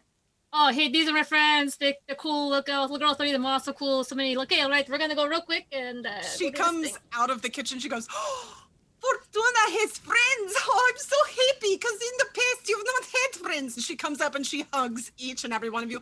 Now, the question is, are any of these folks more than friends? Because, or all of them even, I don't know. We're very forward here. I barely know, like, any of them. Okay. Oh, okay, well, there's time then. So you all could be welcome to the family in the future. No, so none of you, to be clear, none of you are welcome to this family, ever. I am barely welcome in this family. Don't feel Fortuna, it is not true. You just need to get a better job and then you fit in with family better. I mean, you had better job, but you could even go up higher. It would be great. So, are you all staying for dinner, for lunch, for supper? Okay, well, okay. We're gonna just go real quick and get some things for work related. Very big, so important job I have, right? So we're gonna go get thing in the office real quick, and then we'll just sneak right out of here. You never know we were here. Oh, well, would you at least like snacks? I would love a snack. Oh, yes. Well, just wait one moment then. And she hurries off back to the kitchen. And you can hear her talking to somebody. She kind of sounds like she's giving instructions to a chef, not necessarily her cooking them. And then she comes back with like these big trays of like drinks, and one tray has like chocolates and beef jerky and sandwiches, and it has what looks like something covered in caviar, and she brings it over and she's like, here, eat just a little something so that you aren't hungry. I mean, look at all of you. You all could stand to eat quite a bit more. You should come here more often. Then you can truly be part of the family. We could always use more, what you called unspeakables, yes? It's a terrible name. I did not make it up. The part of this is a stupid marketing theme. I don't think it's a great name at all. Well, it is very mysterious, and that's lots of fun. You're not supposed to speak about Department of Mystery things. This is what I hear because I know Minister Magic. All right. I'm gonna go try to find the potion room. Oh, okay. I will do. I'm walking away also. Okay. She keeps talking.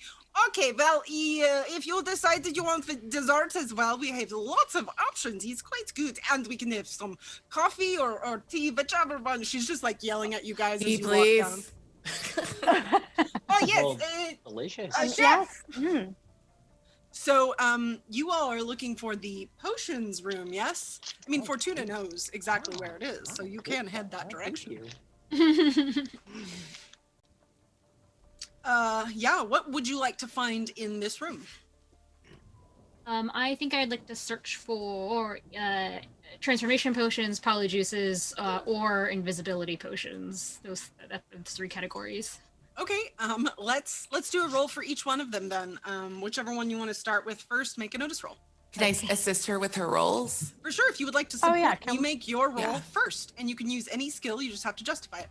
Yeah, I'd like to use science just so I can try to eyeball them for her. Yeah, makes sense. And see if there's some organizational efforts happening. A science roll. 7. 7, so that will give you a +1 to your roll. Nice. Okay, we'll start with disguise potions ? I have so many rerolls. Thank you, chat. I'm gonna go ahead and use one of those now. All right. Because that was better bad. Okay, so that is a 6 total with a +1. A 6 total. Yeah, looking around. So is this one polyjuice technically that you're looking for? Yeah. Yeah, you are able to find what looks like at least one polyjuice potion. And it seems that this one doesn't have the part of the ingredient that designates who it is yet. It's kind of like an incomplete one, so you could add somebody's hair or one's juice. Like okay. I don't know why I went there. Okay, and then I'm gonna roll for a invisibility one. Okay. So this won't have the +1. Yeah, this is a 5. Fine. That's still a success. So yeah, looking about, it looks like you can find one invisibility potion as well. The third thing I said, I can't remember.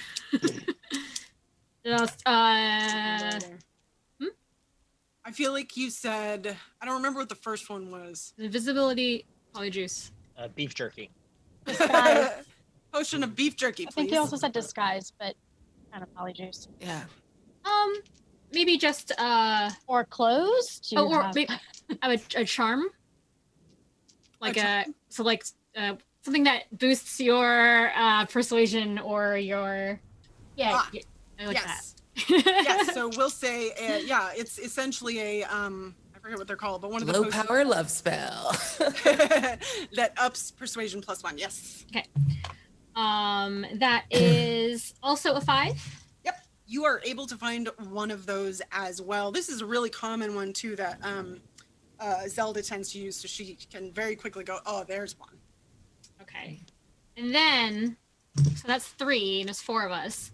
Can I just look to my left, look to my right, and find like a ton of Felix's Felices? Yes. I mean, technically you probably would have a lot of that here. Yeah. You could see how many you can take out of the house. Oh, okay. I just wanted to get one. Okay. It's just for this mission. Okay. All right, everybody. Here's some potions. I'm gonna hand them out. I will tell you quickly that this little one in this triangular bottle is My family special recipe, never heard of it. It's the luck one. So if one of you is wanting to kind of barrel in there and do your thing quickly, I'm not going to take it. I don't take this anymore. This is not my thing. This can go to whoever wants that. I also have a transformation one, invisibility one, and the polyjuice and the persuasion one. I'm definitely snatching the invisibility one. Okay. But while we were in that room, after helping out Fortuna, I want to scan around and see if I see anything experimental in there. I mean, you don't even have to make a roll for that. There are a lot of things in here that you don't recognize that don't seem to be anything specific. So you feel like they probably are improvised or are being developed or worked on, things like that. Fortuna, before we leave, I have to just say, whatever your family's working on, and she unstoppers one of the bottles, gets a whiff of it, is very interesting. I'm sure it is for people who are into that kind of stuff. Yes, I am literally those people. Okay, well, listen, I'm not gonna marry you and get you into the family, but you can hang out in the house if you want. I'm sure my mother could use the company, empty nest syndrome and all that. Who's the primary potion maker in your family? It's both my mother and father. Mother talks more, does more the marketing side. Father does most of the actual making of things. Interesting. I would love to have dinner with your lovely family at some point. Oh, cool. You like my parents more than me. Real cool thing to say in my house. I like you very much. Oh, my God. Oh, I would love to just take this invisibility potion now. Time. Ladies, time. We must go. Right. Who would like what other potion? We have still the Persuasion Potion, and the Luck Potion. Sorry, I've just been eating all these goodies that your mother brought out to us. They're quite delicious. I would be down with the professor to have dinner one time. Oh, me too. We should have dinner. We could see photos of you as a young child. Okay, I'm hating all of this. I regret bringing you into this house. No, this is why you don't have more friends, Fortuna. You know what? Let's just go. We'll decide on potions later on. Let's just get out of here and get going and solve mystery of murder, huh? How about that one thing we're doing? Did Zelda want to take any random potions? Hey. Oh, that's so mean. You could. I have a potion generator right here. So. Oh God. What would your character do? Oh, my character do. She wouldn't take it. She would take a little glass vial with a little dip stopper in it and dip it into one of them and just seal it so she could look into it later. Okay. But she would be very obvious about it. Yes, I'm doing this in front of your face while I'm telling you. I'm coming back for dinner. Unscrews it, puts it obviously in her jacket. I like it. Okay, well, the one that you picked was a wax sealed vial with a black liquid in it. So very small. And whenever you opened it up, it smelled a lot like garlic.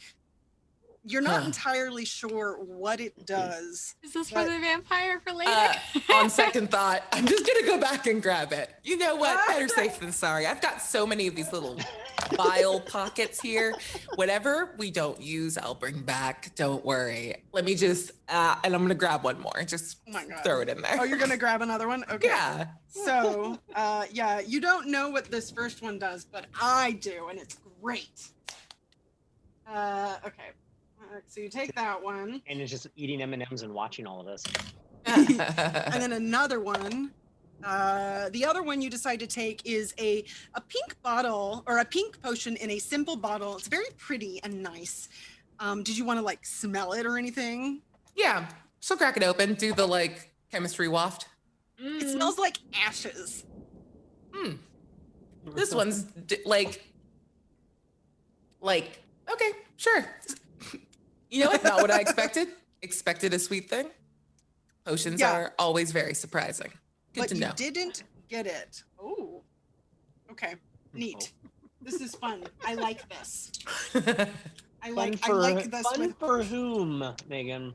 For everybody. Okay, good. That's the answer. That woohoo! That's a great answer. At all.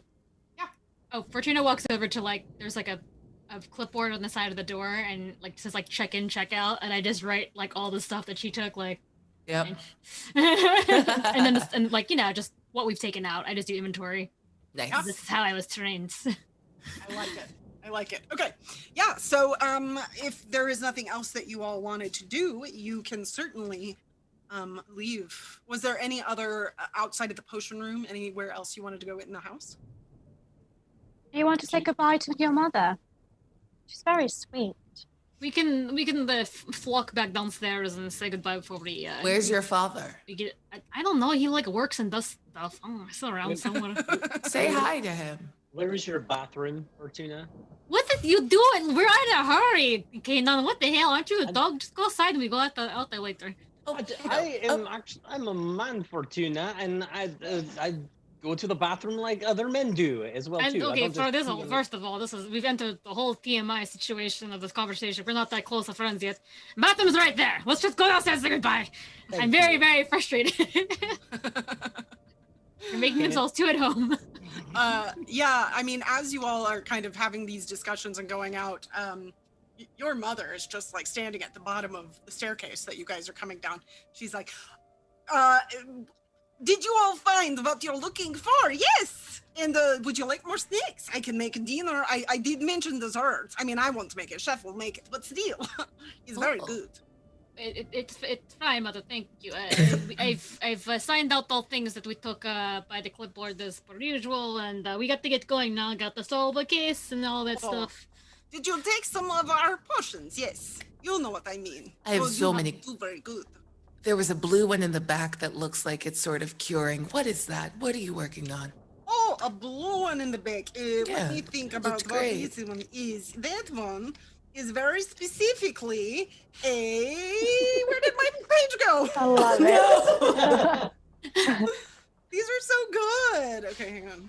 Areas. Oh my god, there are so many different things in here you guys can do. And I just opened to the potion one, so... And I was just seeing a lot of reagents that remind me of, general vitality spells. I was just trying to see if you were working more in that, or what's going on. We work in all categories. There's all sorts of things. I mean, we do have our one very special potion, yes, of course. Of course. But yeah, so let's see, that blue one, I think I know what you're talking about. That one happens to be well, we're working on it, but it happens to be an elixir of good health. It's quite healthy. See, that's what I thought. Okay, I saw the vitality thing. What a good guess. Good job. You know your stuff. Oh, thank you. I literally, taught your daughter. Doesn't matter. Oh, you her teacher. You work with your teacher now? This is very impressive. I will say though, you did not give her very good marks on her owls and newts. Please don't bring up school. It's over. It's done. Here's my problem: is she's quite intelligent. She doesn't apply herself to the magical arts. This what I say all the time. I tell her honestly. This. She don't listen. I operate My kids are the same way. Whoosh! I'm gone. Oh, did she leave? She never said bye. Never get any key. You tell her. She should come visit her family more. Yes. You know what? Well, I will tell her that. Thank you. Yes, we were also planning on coming back and having some dinner with you and the family. We would love to meet you all. No, not today. We have a lot of stuff to do right now. But of course, very busy. Maybe within this week? Oh yes, just send Owl. Let us know. I have chef prepare extra plates. Yes, that'd be lovely. Amazing. It was fantastic, and your hospitality was great as well. Thank you. Oh, anytime. Oh, friends of Fortuna or potential lovers of Fortuna always welcome. Oh, pops away. Mother, no. Gone too. I just bow my head and I pop, and then as soon as I reappear, I'm like, does your mother want you to have multiple lovers? I like her for that, honestly. How will I ever? How can you see into the mind of a madman? There's no way. I don't know. Oh goodness. Okay. So now you have had some refreshments, and you have some potions. What would you all like to do next? we're talking about going to Scotland Yard, right? I mean, that's in all of us is going to be very difficult. We have you found a polyjuice potion?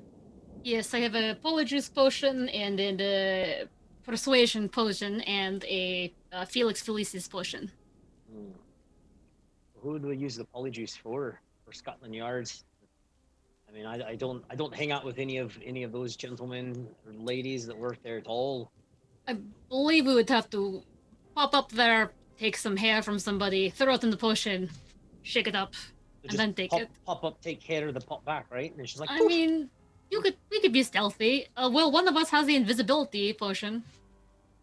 That's true. Well, if I have to do something with it, she just offers it back.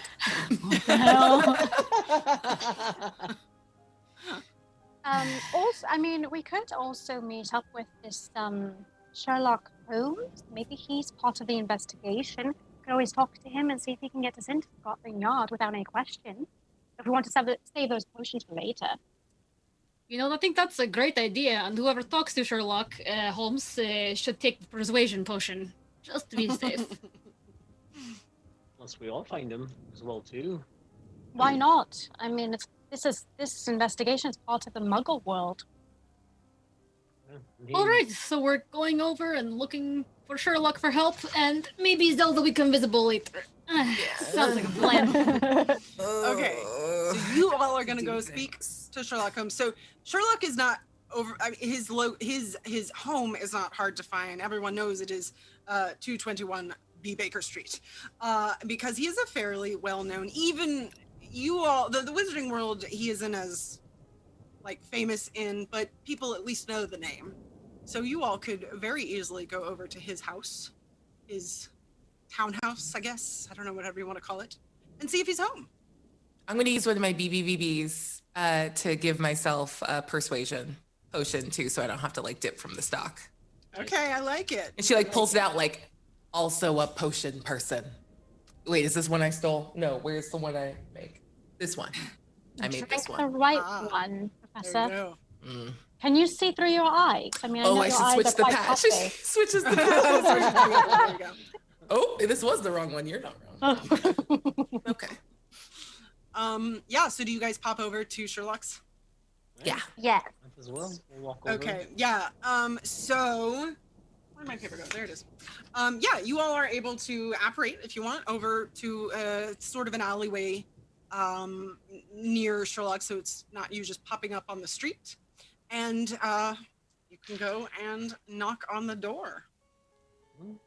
So whenever you knock on the door, it takes a moment, and then this woman opens the door and she says, "Oh yes, how may I help you?" Oh my God, your glasses are intense. Hey, well, whenever you live here, it's helpful to have a few different ways to get about. But can I help you? Are you here for me?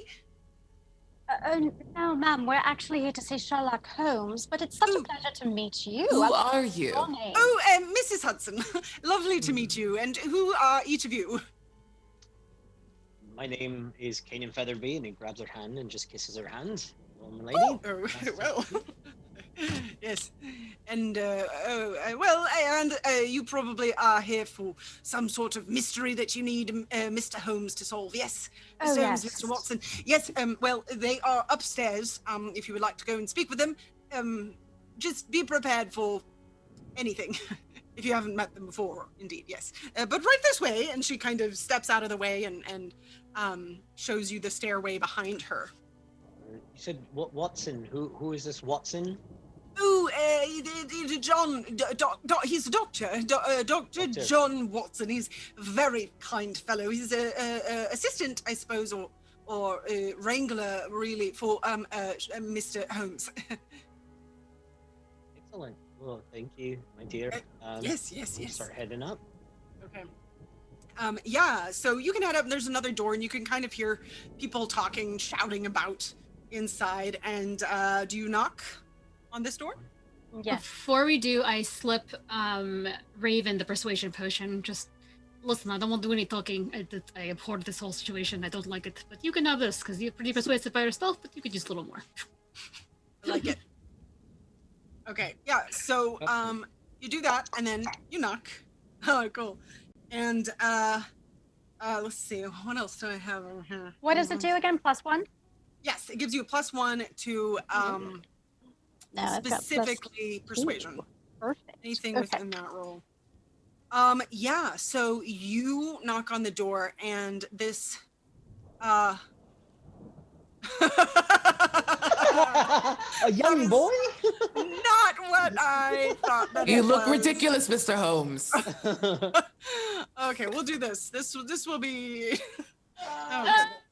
Watson. So it comes this handsome gentleman opens the door and says, yes, hello, can I help you all? Oh, hello, good sir. We're here to speak to Sherlock Holmes. We're acquaintances of his. Oh, Sherlock, you have friends here, and you see Sherlock, he kind of pokes his head, he says, what friend? Oh, it's you four. Well, come on in, yes. And he kind of goes off into the apartment, and in this apartment, there's just stuff kind of strewn all over the place.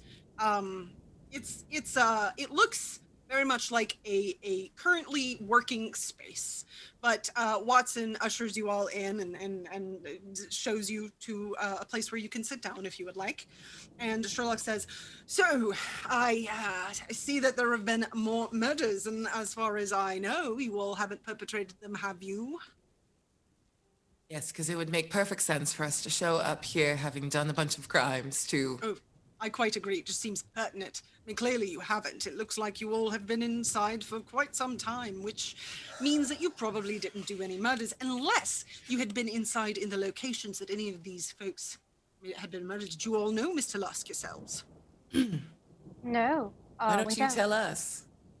Oh, well, the answer is clearly no, but it's always interesting to hear what you all have to say. So, what is it that you need? So, we were asked to investigate the murder, but the problem is they're not going to let us down there at Scotland Yard just walk up and investigate. And I know you do have your connections with the constables over there, and just wondering if maybe you could help us out. Maybe all of us could go together. Oh, well, yes. We can try that. I was about to head down to Mr. Lusk's home to investigate that murder. You do know he was murdered in his own home this time, which is quite unusual for Jack the Ripper, from what I understand. I wasn't a part of the initial Whitechapel Vigilance Committee like Mr. Lusk was, but I have heard lots about it, and it seems quite unusual for Mr. Jack, or whomever it may be, to do, as far as I understand it. So, well, yes. Can I have some of that beef jerky as well? Fortuna? What? Oh, like I always carry beef jerky on me because I'm You do, Fortuna. You've eaten it a lot. You snack on it all the time. Oh, okay. I do have some from your mother's place. Oh, I do too. Would you like to try some? Yes, I would. It smells lovely. And I hand it to him, and as I do, Kanan kind of cracks a little smile at him. What? Hard. What? On Sherlock? Oh my god, you're using the card! Yep. It's just a tiny like little, just like a little smile as he hands it to him. Here you are. Now are we talking like Robert Downey Jr., like Sherlock? Which Sherlock is like this? Benedict? Which one are you more attracted to, Adam? Which Sherlock is it? It's a mix, but Benedict Cumberbatch is the one in my head, so... Okay, then it's a bigger smile. Yeah! I love it. I love it. Yeah, so whenever you hand it to him, he kind of catches that, and he kind of just does and then takes it and says, thank you. Even with my -1, I rolled a 6 to notice that tension. Oh, yeah, you noticed it. I mean, it, you know, maybe to the untrained eye, you wouldn't have noticed the little exchange, but you certainly did, Zelda. You've lived long enough to know when something when there's some spark happening somewhere. Yes, this So, pleases me. Sherlock takes the beef jerky and just starts eating it. And he says, all right, so you all want to go down and investigate the crime scene. So who is it exactly that you all work for if you aren't working for Scotland Yard and you don't work for any other agency that I know of here in England? Could it be that you work for a different country? And if you do, why is it that you are involved in this? And I don't get the distinct impression that any of you work for a different country, except for, and he points at Zelda, except for maybe you. However, it seems that you've been here for quite some time, so I don't know, but yes, it's very strange because I just can't seem to find any information about any one of you. It just seems to elude me, and that is very unusual and not something I am particularly fond of. So who is it that you are? Who do you work for, and why are you interested? Well, now I don't want to talk. And I just look over at Kanan. I look over at Kaden too. We're both sitting here with our potions like, nah, dog. I cross my arms and I go, Kanan, you're better explaining things, a part of, who we are. So, Mr. Holmes, there are, as you would probably know, different aspects of government as well. And all of us have actually worked together quite closely on it's actually kind of like a secretive sort of group about the paranormal. It's kind of all of us kind of came together with this paranormal love of finding out ghosts and spooky things that go bump in the night. And yes, our professor over here, she did come over here from the United States, from America, to help out because she is absolutely brilliant in trying to figure out these very weird things that happen. And as for the rest of us, we've been great lovers of that sort of thing and the spookiness that comes with it. And sometimes some of these things, we've heard stories of everything pointing to Jack the Ripper and him being, part of the spookiness and monsters under the bed. But monsters under the bed seems kind of a big throwaway. It's really more of a group looking into these sorts of things with a love of the supernatural, you might say. Make a persuasion roll. You've got this. And I'll say you can make it at a +1 since there's that little bit of something. It's a little spark. Wait, what does a love card actually do besides give a love interest? So what it says, one explosion. Whoa. Okay. So the card says, play on a non-player character. The target eventually falls in love with your hero. He or she may tag along on your adventures or appear intermittently to help in various ways, but also gets into trouble as well. That is a 10 with one explosion. Yeah. All right. Well, this is opposed, so... Oh, I'm going to use one of my bennies. I thank you. He got an 11. An 11. It was real close. You sink me. Okay. Ace. No. Ooh, that was not enough. That's only 7. I'll try one more, Benny. One more. Or just let this happen. Wow. Okay. No, it's not working. So he just kind of stares at you for a little bit. All right. I suppose there are plenty of things that Mycroft doesn't tell me about within the government, but this one still seems a bit... Something seems... Clearly you're telling the truth, but I don't understand why I don't know about this particular thing.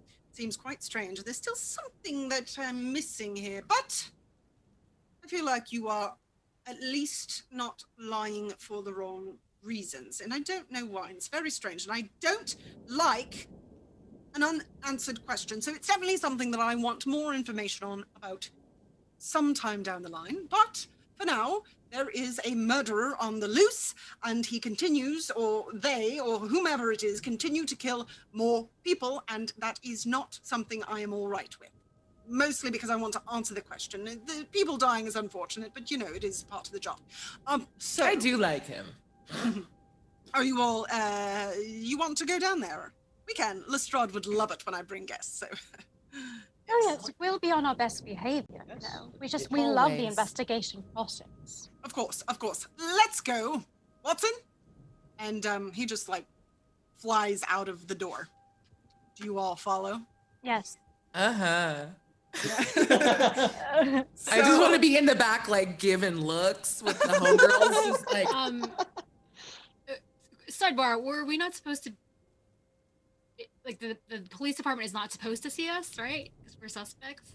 Well, as far as you understand it, there are a lot of basically the information that you all have is that Scotland Yard is incredibly confused about what's happening. They've brought the Whitechapel Vigilance Committee back, which was the original committee that was formed to protect the particular area that Jack the Ripper was originally terrorizing. And everybody's split. They don't understand why his MO has completely gone out the window. You all are the only 4 that have any kind of really direct information that they have been able to gain evidence-wise. So you're the prime suspects at this point, but they don't have enough information to go after you. And also, they know that you all are part of Mina's team, and Mina was pretty instrumental in the past, and Van Helsing and everybody working with that group to take down Jack the Ripper originally, as far as they know.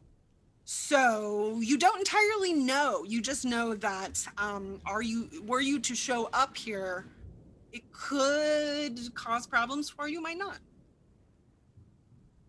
We're gonna try. Okay. We got this. I like it. So we got plenty of donations. We got this. Yeah, we're great. We're gonna be great. You know, speaking of that, this seems like a good time to see what chat thinks of everything. Ooh. They were all excited about the love card. We're all here for the card. Yeah, I bet.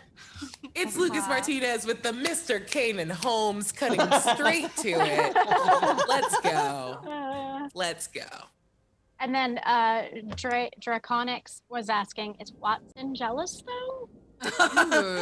Watson has his own stuff. Come on, you guys. You've all seen the shows. Seen the shows. So many wives.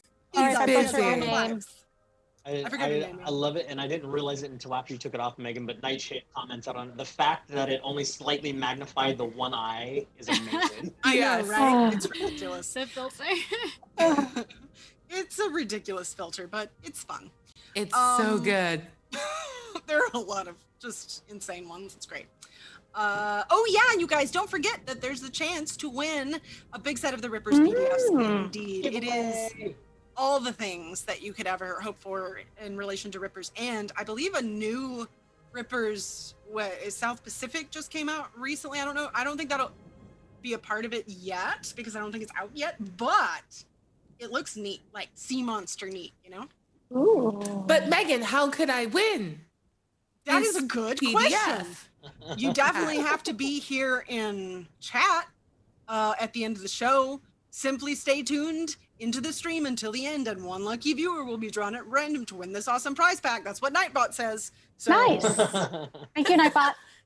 Thanks, Nightbot. Super helpful. Nightbot, best bot. Nightbot. I like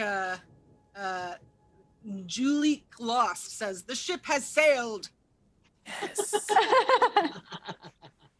It is true, yeah. Chat did do this, I'm pretty sure. Yeah. Pretty sure.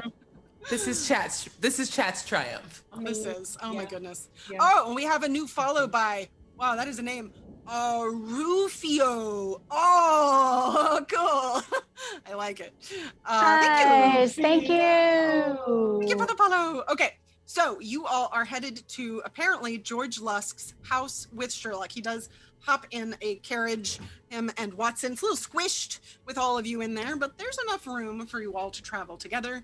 And he just kind of eyes all of you the whole time unless anyone makes conversation. Watson certainly tries to, but Sherlock tries to keep it as awkward as possible, as Sherlock is wont to do. I'm gonna just start like badgering Sherlock about like, so if you have a tidy little blank spot about what we occupy, I don't know, I feel like basic logic would dictate that once you get rid of all the other options, whatever you're left with must be the truth. Indeed. So what are you thinking? Well, there have been many a case that we have come upon that has proved to be quite strange, but what I will say is that usually there is something, like you said, quite ordinary behind it. So, from what I know about the government, especially since, I don't know if you all know this, but my brother works fairly high for the Queen in the government. There is always some sort of hidden or secret operative group that is always focused on some ridiculous, I won't say ridiculous, maybe it's important, but in my mind, ridiculous, conspiracy theories or things that everyone is just feel that they need to take a look into. But I will say that every once in a while, you get some of these really brilliant minds, such as myself, who are able to do things so amazing that they, in fact, do seem like magic, as I'm often told. So, I suspect it's just something simple that I've not been able to put my finger on yet, but I will say, for better or worse, the fact that I can't does raise my respect for each one of you, because I usually can figure everything out. Well, isn't it a good thing that we've all met up and we're working on this together as a team? I'm quite excited. I mean, I've heard so much about you, Mr. Holmes. You are the talk of the town. Am I? Yes, well, I am quite good at what I do. It is quite strange, though, I will say. Why are your eyes so red? She had an allergic reaction. That's not usually what colors the irises red, though. She mentioned something about, I don't know. The blood vessels breaking within. Yeah. I saw it happen when I was talking to her. It was quite shocking. Oh. Yeah, this group of people has a lot of problem with eyeballs, and I don't know, maybe it's like a pink eye thing, maybe they're rubbing it and touching each other. I mean, I try not to touch anybody, so I'm okay right now. That's not usually how eyeballs work, but I suppose it's possible if you are working in such a strange space that it seems, as Sherlock is saying, that you do, so. Have you ever been to the States? Yes, but only briefly. Wait, were you asking me or Sherlock? I'll ask. I'll ask Watson. Yes, well, I was in the most recent war, and we did a lot of traveling with that. But beyond that, I've not vacationed there myself. Well, as you know, tropical bugs carry interesting diseases with interesting phenotypical results. So I won't bore you with it. I'm sure you understand.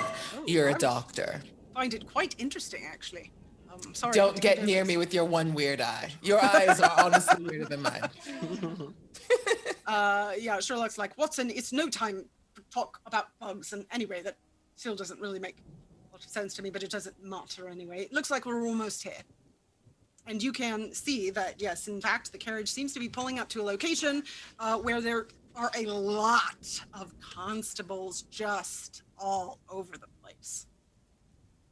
So you arrive, and Sherlock immediately gets out and just starts walking up to the house. A few constables kind of look at him and just kind of like half roll their eyes because they know there's nothing to do. But do you all follow?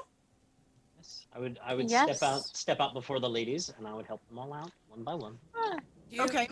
I want to look in the carriage for any stray hairs to add to the polyjuice potion. Oh yeah, make a notice roll. Okay.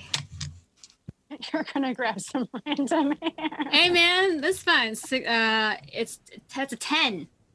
I'm looking for non-wizard hair.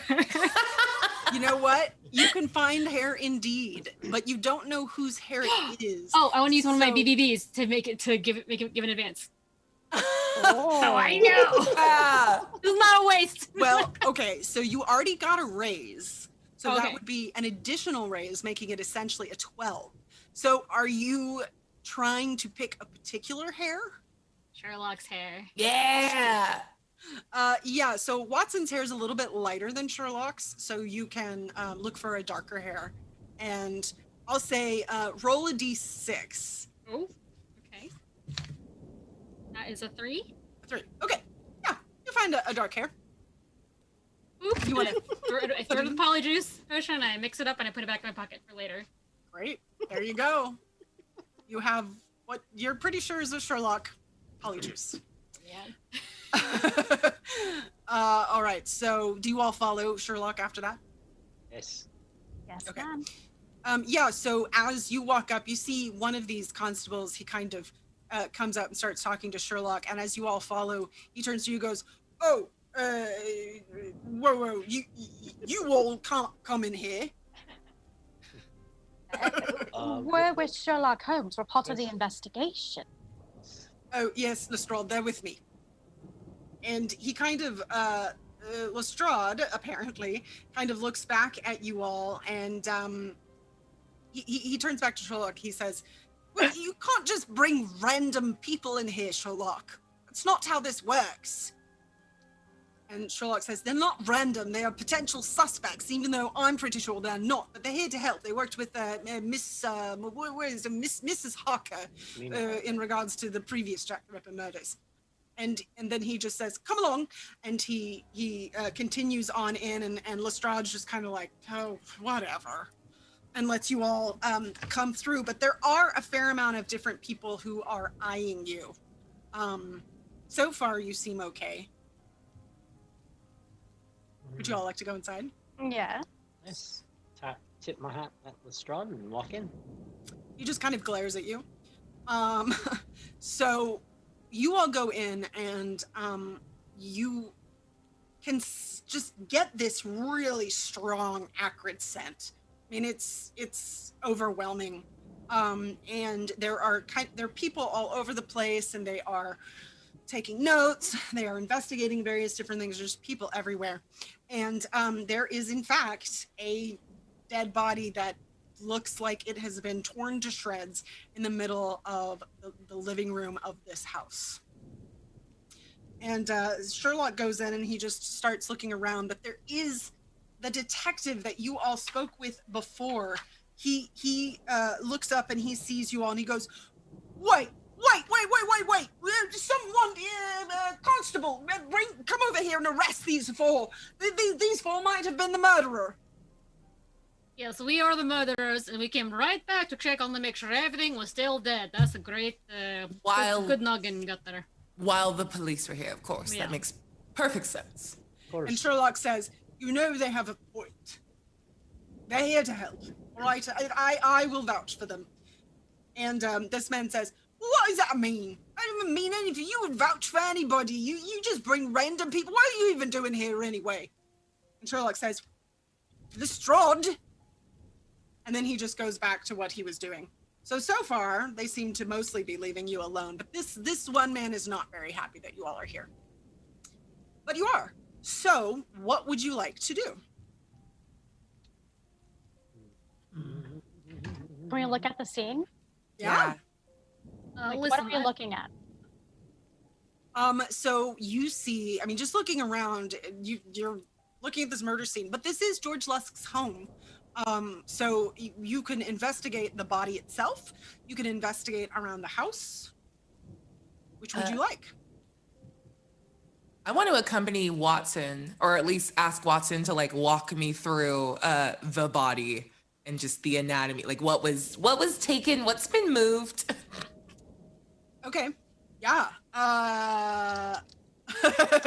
So Watson is he does go down and ask a bunch of questions about the body specifically, and he's just talking to some of the other investigators. I made the right choice. And he thanks. And he says, all right, so what is it that we are missing on this body?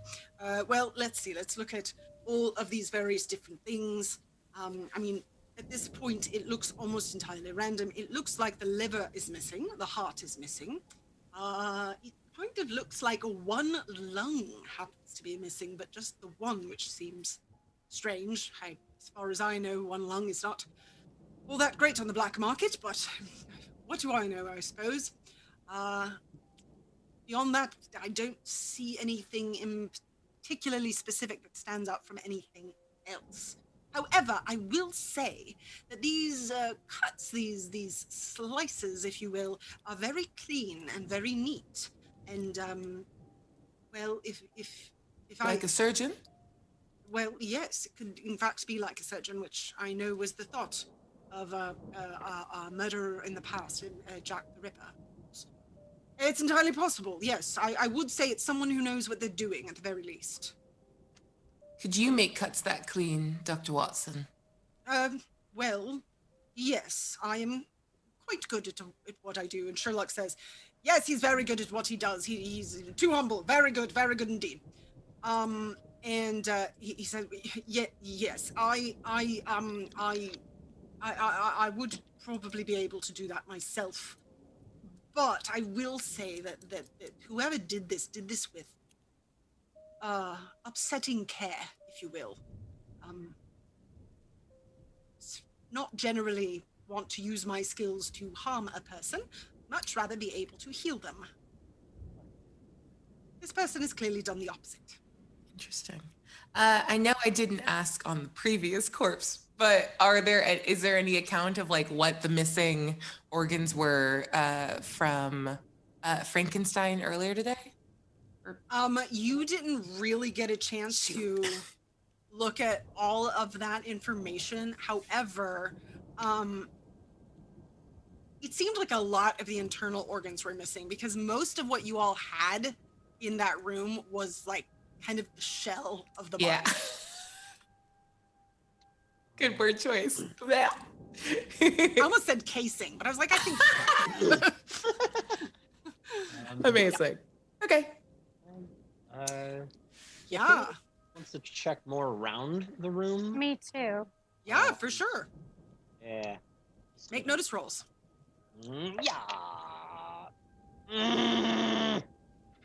That's a double ones. Oh no. Oh boy, yeah. So you're checking around and you kind of lift up this pillow that when you do, it's just like dust and acrid scent just goes right into your face. It's really strong. And now you are the one with the puffy red eyes, and you will take a -1 to notice rolls, sight-based notice rolls for the rest of the session. Oh, good thing I'm good at smelling things. Good thing indeed. I rolled a 4. A 4. So what specifically you're trying to look around this room or around the house? Around the house for anything unusual, footprints, fingerprints, blood marks, splatter blood. Okay. No. So looking around, you don't see a lot of footprints. You don't see, in regards to the murder in and of itself, it looks like it was fairly contained to the living room.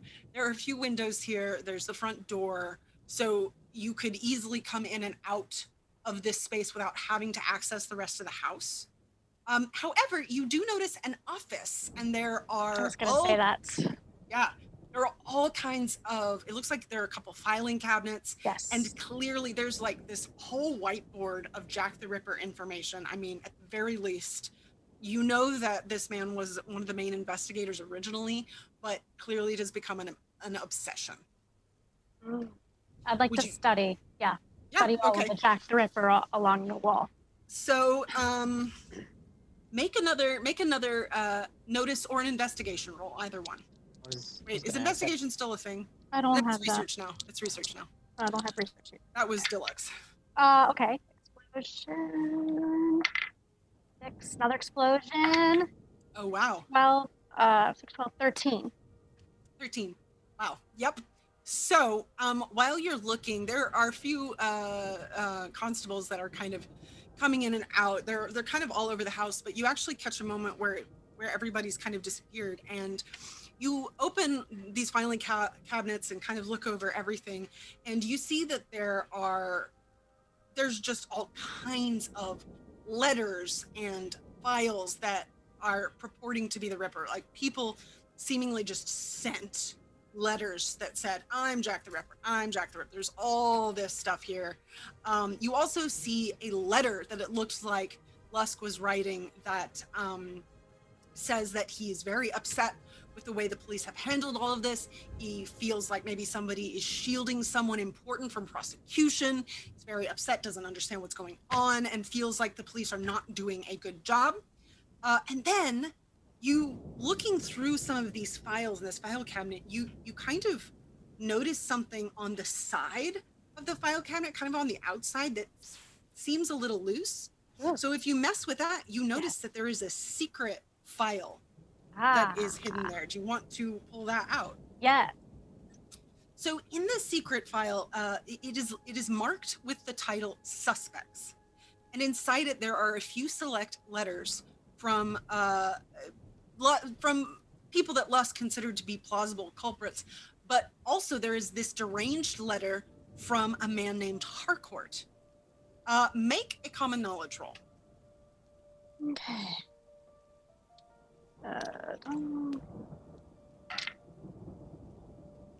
6. 6, so that's a success. Okay. When you see that name, you think, that name sounds familiar.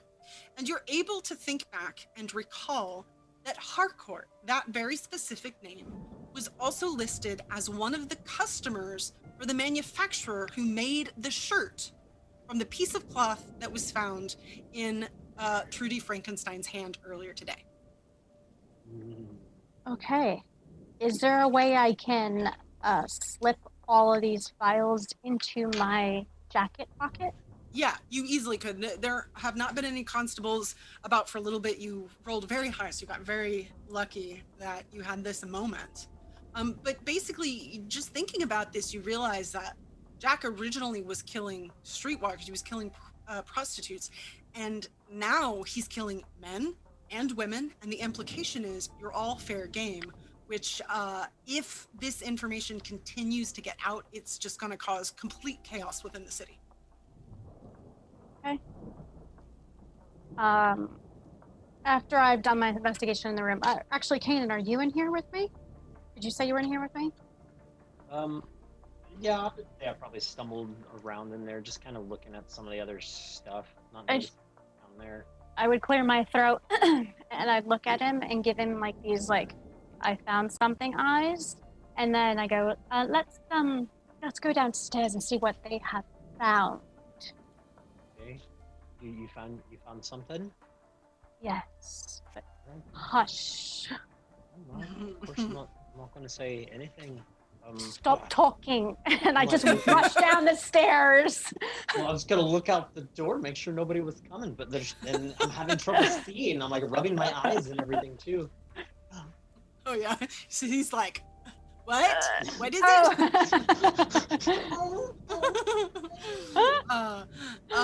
Yeah, so you're able to go back downstairs. There's definitely a few constables who eye you, and as you come downstairs, right as you walk down the stairs, the detective from before just kind of steps in your way, says, find anything? Hide anything? No, why would I hide anything? Everything is out in the open, Mr. Constable, in the office. Maybe you came back here to hide the murder weapon that you forgot to hide. Maybe we should have someone come and search these, this woman here. How dare you speak to a woman of such low standards? Like, do you not realize who you're speaking to? And of course, all of you seem to be hiding something, or maybe someone you're trying to protect. Have you ever thought about that? Who would I be trying to protect? I just want to see this murderer come to light. I want him to be prosecuted. Yes. So do I, good sir. So do I. So you automatically throw out accusations to someone, just like that? Well, no. Only to people whose names were found on a scrap of paper on a dead body. Got a knife in there. Hiding a knife, murder weapon knife, bloody, anything like that. Do you want to search through my dress, you disgusting man? When you do that, he kind of goes, well, no. I don't. Then keep your hands and your eyes to yourself. I'm quite respectable, and then act like one. I'm watching you. He kind of, he's been loud enough that it's kind of created a commotion, and he kind of looks around, and clearly, he turns to somebody. He's like, "What are you looking at?" And he kind of walks off a different direction. And you can see Sherlock is currently eyeing a particular couch cushion while Watson is speaking with Lestrade. So for my notice, I also rolled like a long time ago. It was it's fine. It was clearly say I was going to do something. I rolled a 9, and what I wanted to be doing was, since Fortuna not good at like solving mystery or puzzle, I'm just following Sherlock around to try to just listen to what he's saying and pass my information. Let him do all the work. So I've just been like following him around, listening to his murmurings about the crime scene, I guess. Yeah, he basically has done a lot of a lot of things along this sort, and he kind of will look down at something, and then he stands up, and at one point he stands up, he looks directly at you, says, "What are you doing?" Oh, I just thought like once you say something like, "Oh, I figured out who the mother is," I'll be right next to you to listen to that answer. Well, I don't know who it is yet, but I've already told you who I suspect. So, what was it again? The what's his name? Can't say it. Moriarty. Yes, very confusing name. But have you seen any sign of Moriarty here?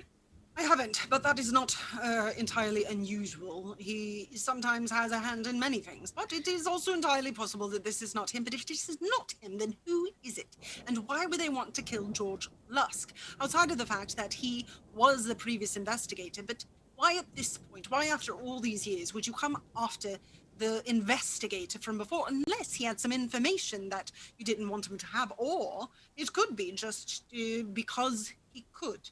And if that is why someone has murdered someone, then we are dealing with a dangerous man indeed. What? Yes. I got confused when you start asking a rhetorical question. If you were asking me question, or asking like the sky question, or asking like you question. Well, do you have the answer? No, I had no idea what's going on. I still not you. Can't remember the name of your friend. But listen, you got a good handle on who did this. You let us know, and that'd be really cool, because I don't know how we're gonna solve this crime. It's taking forever, really. And I thought that'd be done by now. Have you done this kind of work before? I have attempted to, yes, several times. I'm not very good at it. They just keep bringing me along. I don't really know why. How is it that you have whatever job it is that you have, and why, as a matter of fact, is it that you think that this has some sort of supernatural occurrence with it? Because if that's the part of the government that you work in, then what does that part of the government have interest in here?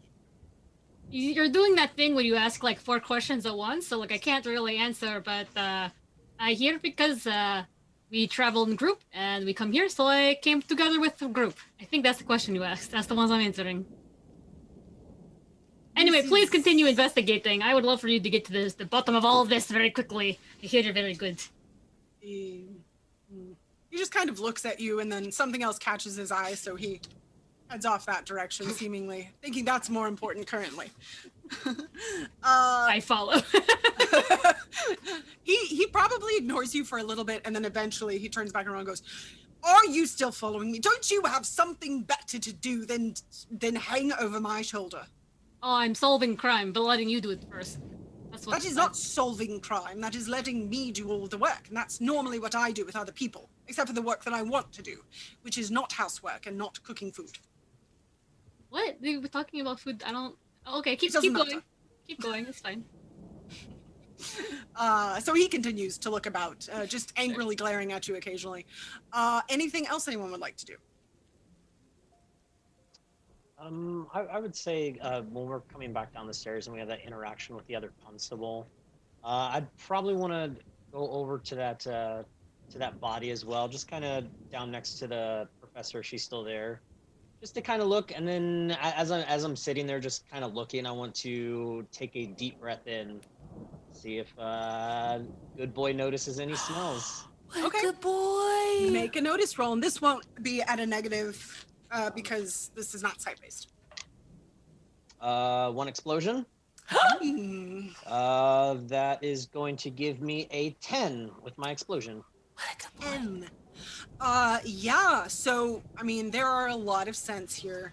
Similarly, as with the previous body, you know, you're getting in the rot of the body, the gore, but there are a number of other scents. But again, what stands out to you is you don't recognize any of them. However, did you smell Jonathan's body? I feel like you did. I did smell Jonathan's body, yes. There is a scent that it's very light, but that that you recall from Jonathan as well. Right. And yeah, as I do that, and I kind of sense that, I kind of want to just glance up and lock eyes with Zelda. Just for like a brief second, and just give her a little bit of a nod, and then just kind of look back down, like I'm just examining the body, just to kind of let her know, okay, maybe a little something. Mm-hmm. Okay. Is there anything else you all would like to do here at this crime scene? As we're looking at things, and I'm sure there's people coming in and out, the constables, I just want to kind of be like glancing up and looking at their behaviors, knowing new information of what they're trying to hide, see if I kind of can hear anything, or just watching behaviors. Yeah, make a notice roll.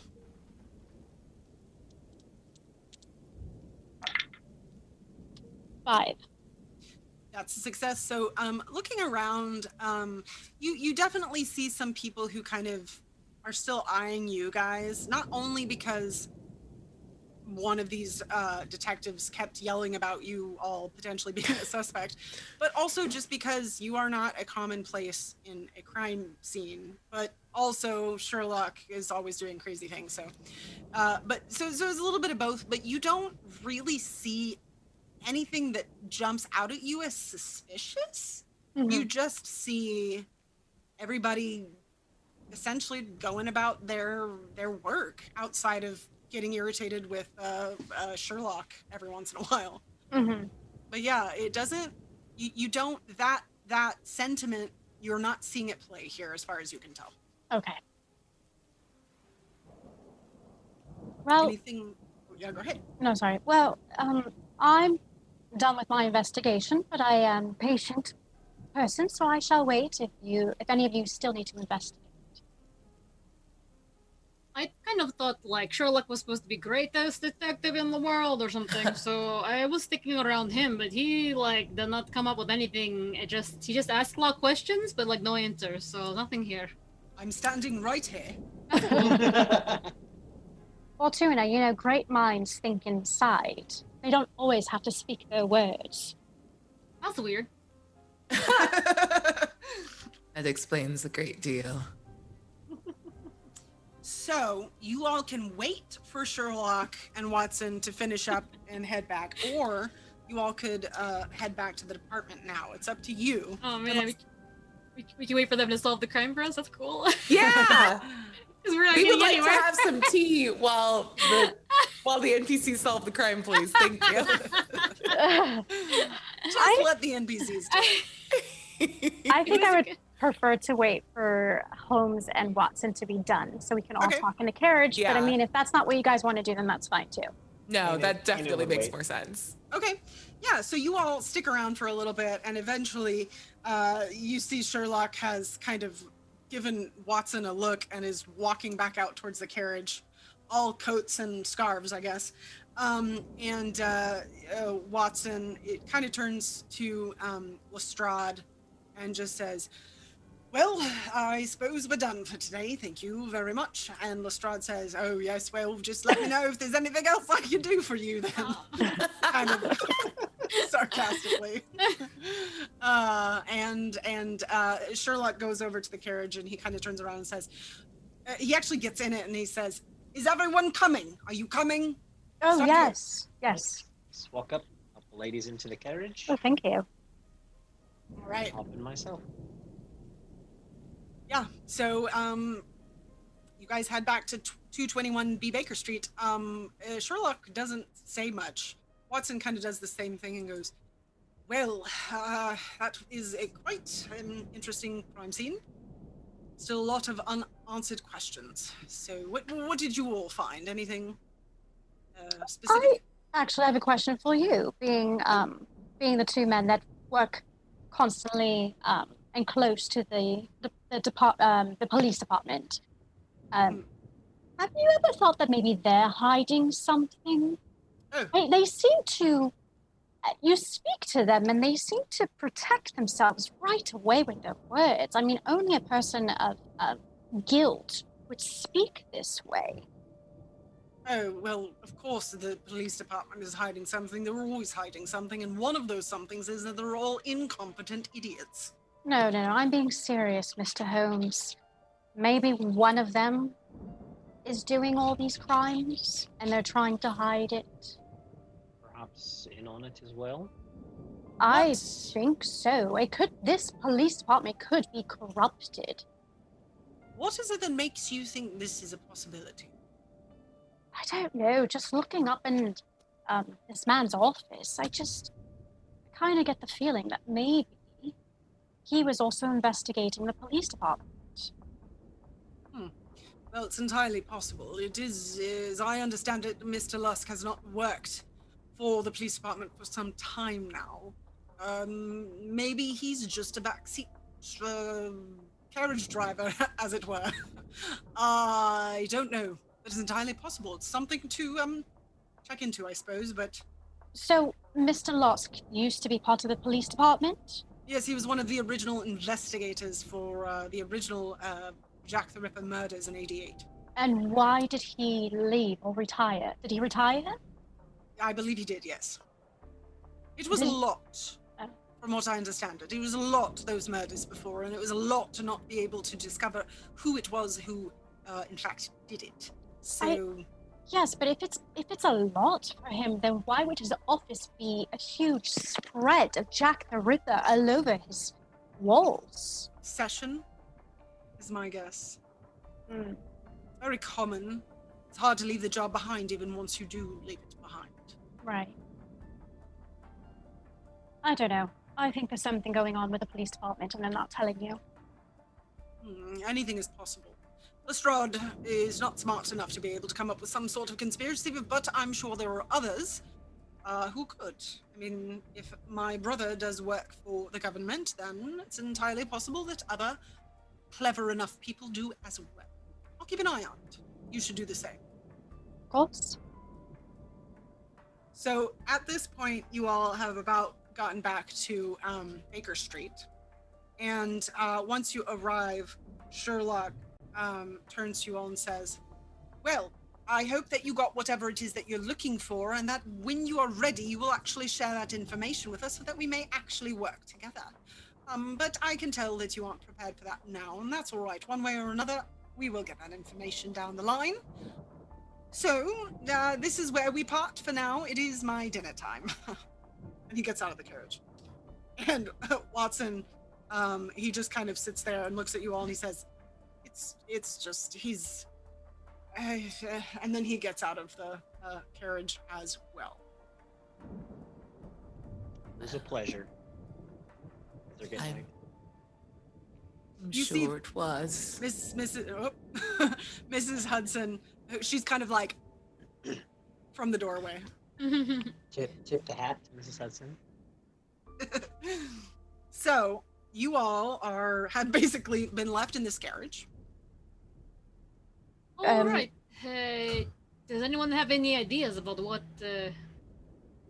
who did this thing? I literally have no idea what's happening. Let's head back to the department, and I shall show you. All right. Finally, we can get work done. I am so tired of holding myself back from muggles. Any bets on how long it takes Sherlock to figure out the truth? I think I know more the truth than he does. Oh, I meant about wizards. Oh. No. Yes. Oh, but I care about the murder too, of course. So, do you all want to head back to the Department of Mysteries? Yes. Yeah. Might as well. Okay. Oh, yes! You guys have just a few more minutes to potentially win this weekend. Oh, I mean, win, yes. Good. Yeah, so you all head back, and you, I assume, do spend some time discussing all of the information that has been found. Yes, I spread it all on the table for everyone to see. I also bring up about feeling like there is definitely a connection between Jonathan Harker's and this one because of the smell I was able to pick Conn. As you all are kind of going over everything that you found and all the information, an owl, a really haggard-looking owl, not unlike this owl, except way more haggard looking. I love him. He comes flying in and drops this note in front of you all on the table and then flies away. And looking at it, none of you recognize the handwriting. It's not addressed to anybody in particular. You want to read it? Can I cast Revelio on it first just to make sure it's not hexed in any way? Yeah, for sure. Make your spellcasting roll. All right. What if the owl was hexed and that's why he looks so haggard? Oh, he might just be molting. Little owl. Oh, molting. Secondhand Vexen. Poor little owl. Poor little buddy. I've only rolled a single number this whole day, so that's another 7. A 7. Wow, weird. Yeah, that is a success. You cast Revelio on it, and it looks like there's no magic on it. It looks normal. Okay. It seems clean. May I open it? Yeah. So you open it, and inside is sort of this scratched handwriting that looks like it was written very quickly. And it says, I want to warn you that Jack is planning to kill many prominent members of society during the Quidditch World Cup. Be prepared. Signed, Harcourt. And that is where we will end. We're going to the Quidditch World Cup! Ending with Quidditch. I'm so happy. My whole heart's gonna explode in my What's the wizard version of a Vuvuzela? We gotta get one. Oh my goodness. I think wizards invented vuvuzelas. They are disproportionately noisy and ridiculous. They are so noisy. They are cursed objects. Yeah, I would agree with this. Yeah, so this is awesome. I believe that pretty soon we shall have one winner of these Rippers, this PDF bundle from Pinnacle Entertainment, which should be oh man, you guys, seriously, this world is rich. This is like Deadlands. If you guys like Deadlands, Rippers is also a very rich world. It's a lot of fun. Yeah. Oh, can you place bets? I see Ryan X session. Yeah. Let's check in with chat. Let's check in with chat real quick. See how they're feeling about everything. Quidditch. They really want to gamble. Yeah. Delirious 2019 Rippers is a lot of fun. It's fun. I recommend looking at it. Ozark Howler was saying way more Hagrid. That's a big owl. It's a Hagrid owl. Hagrid and Haggard. I like Nightshade 88 saying, that is the question. Did you smell so-and-so's body? Whose body did you smell? Which bodies have you smelled? All of them? All bodies? I mean, like, if he doesn't roll the smell, doesn't he still just, like, ambiently smell? Like, does he, like, know our sense now, do you think? Oh, what do we smell like? I love that. It's Lucas Martinez goes, Kanan doesn't mind squashed in a carriage with Holmes. Yeah, he likes it. So much happening with that. It's so good. I bet I wanted more love. More love. It's a beginning to it, guys. Oh, that's right. That's true. Wait until the episode before we finish That's to true. get started. I wonder how. That's how he's getting multiple seasons. I want it. I love what Evil Dice Monkey says here, but does Holmes even know what love is? And that is a good question indeed. Oh, he knows.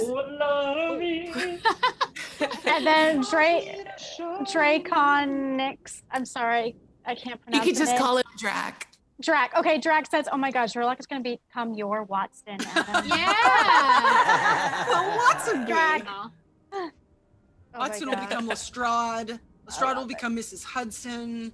Mrs. Hudson. And we're all Mycroft. Everyone's Mycroft. Yes, indeed. So good. That's On the corner amazing. eating beef jerky. I like Evil Dice Monkey saying, OMG, Apologies Potion makes solving murders much easier. Finding her at the scene. And you know who done it? Yeah, that would have been a lot easier if I could just find some hair at the scene of the crime. Yeah, right? What did I do? And then Delirious 2019 goes, only one more episode left. I don't want it to end. Me neither. Right. One more crazy episode. Well, let the network know how you feel about this show. Yes. Let them know. Please yell at them on Twitter. Yeah, Twitter, Discord, Facebook, Instagram, anywhere. Tell them how much. TikTok. I would like some TikToks. MySpace. Go to MySpace. Oh my God. For sure. Does MySpace still exist? I don't It's know. probably there. Probably. Maybe even Wait. LiveJournal. You can go to LiveJournal. Oh, yeah. There you go. My live Zynga. journal. I had a live journal. Guys. I see Delirious 2019 here is saying less. Oh boy, less here she teeth goes. pumpkins. Gotta find it. I mean, you gotta have No, teeth pumpkins. I'm turning off my monitor. Okay, how about this instead? Let's see. It's gonna be worse. It's Miyuki!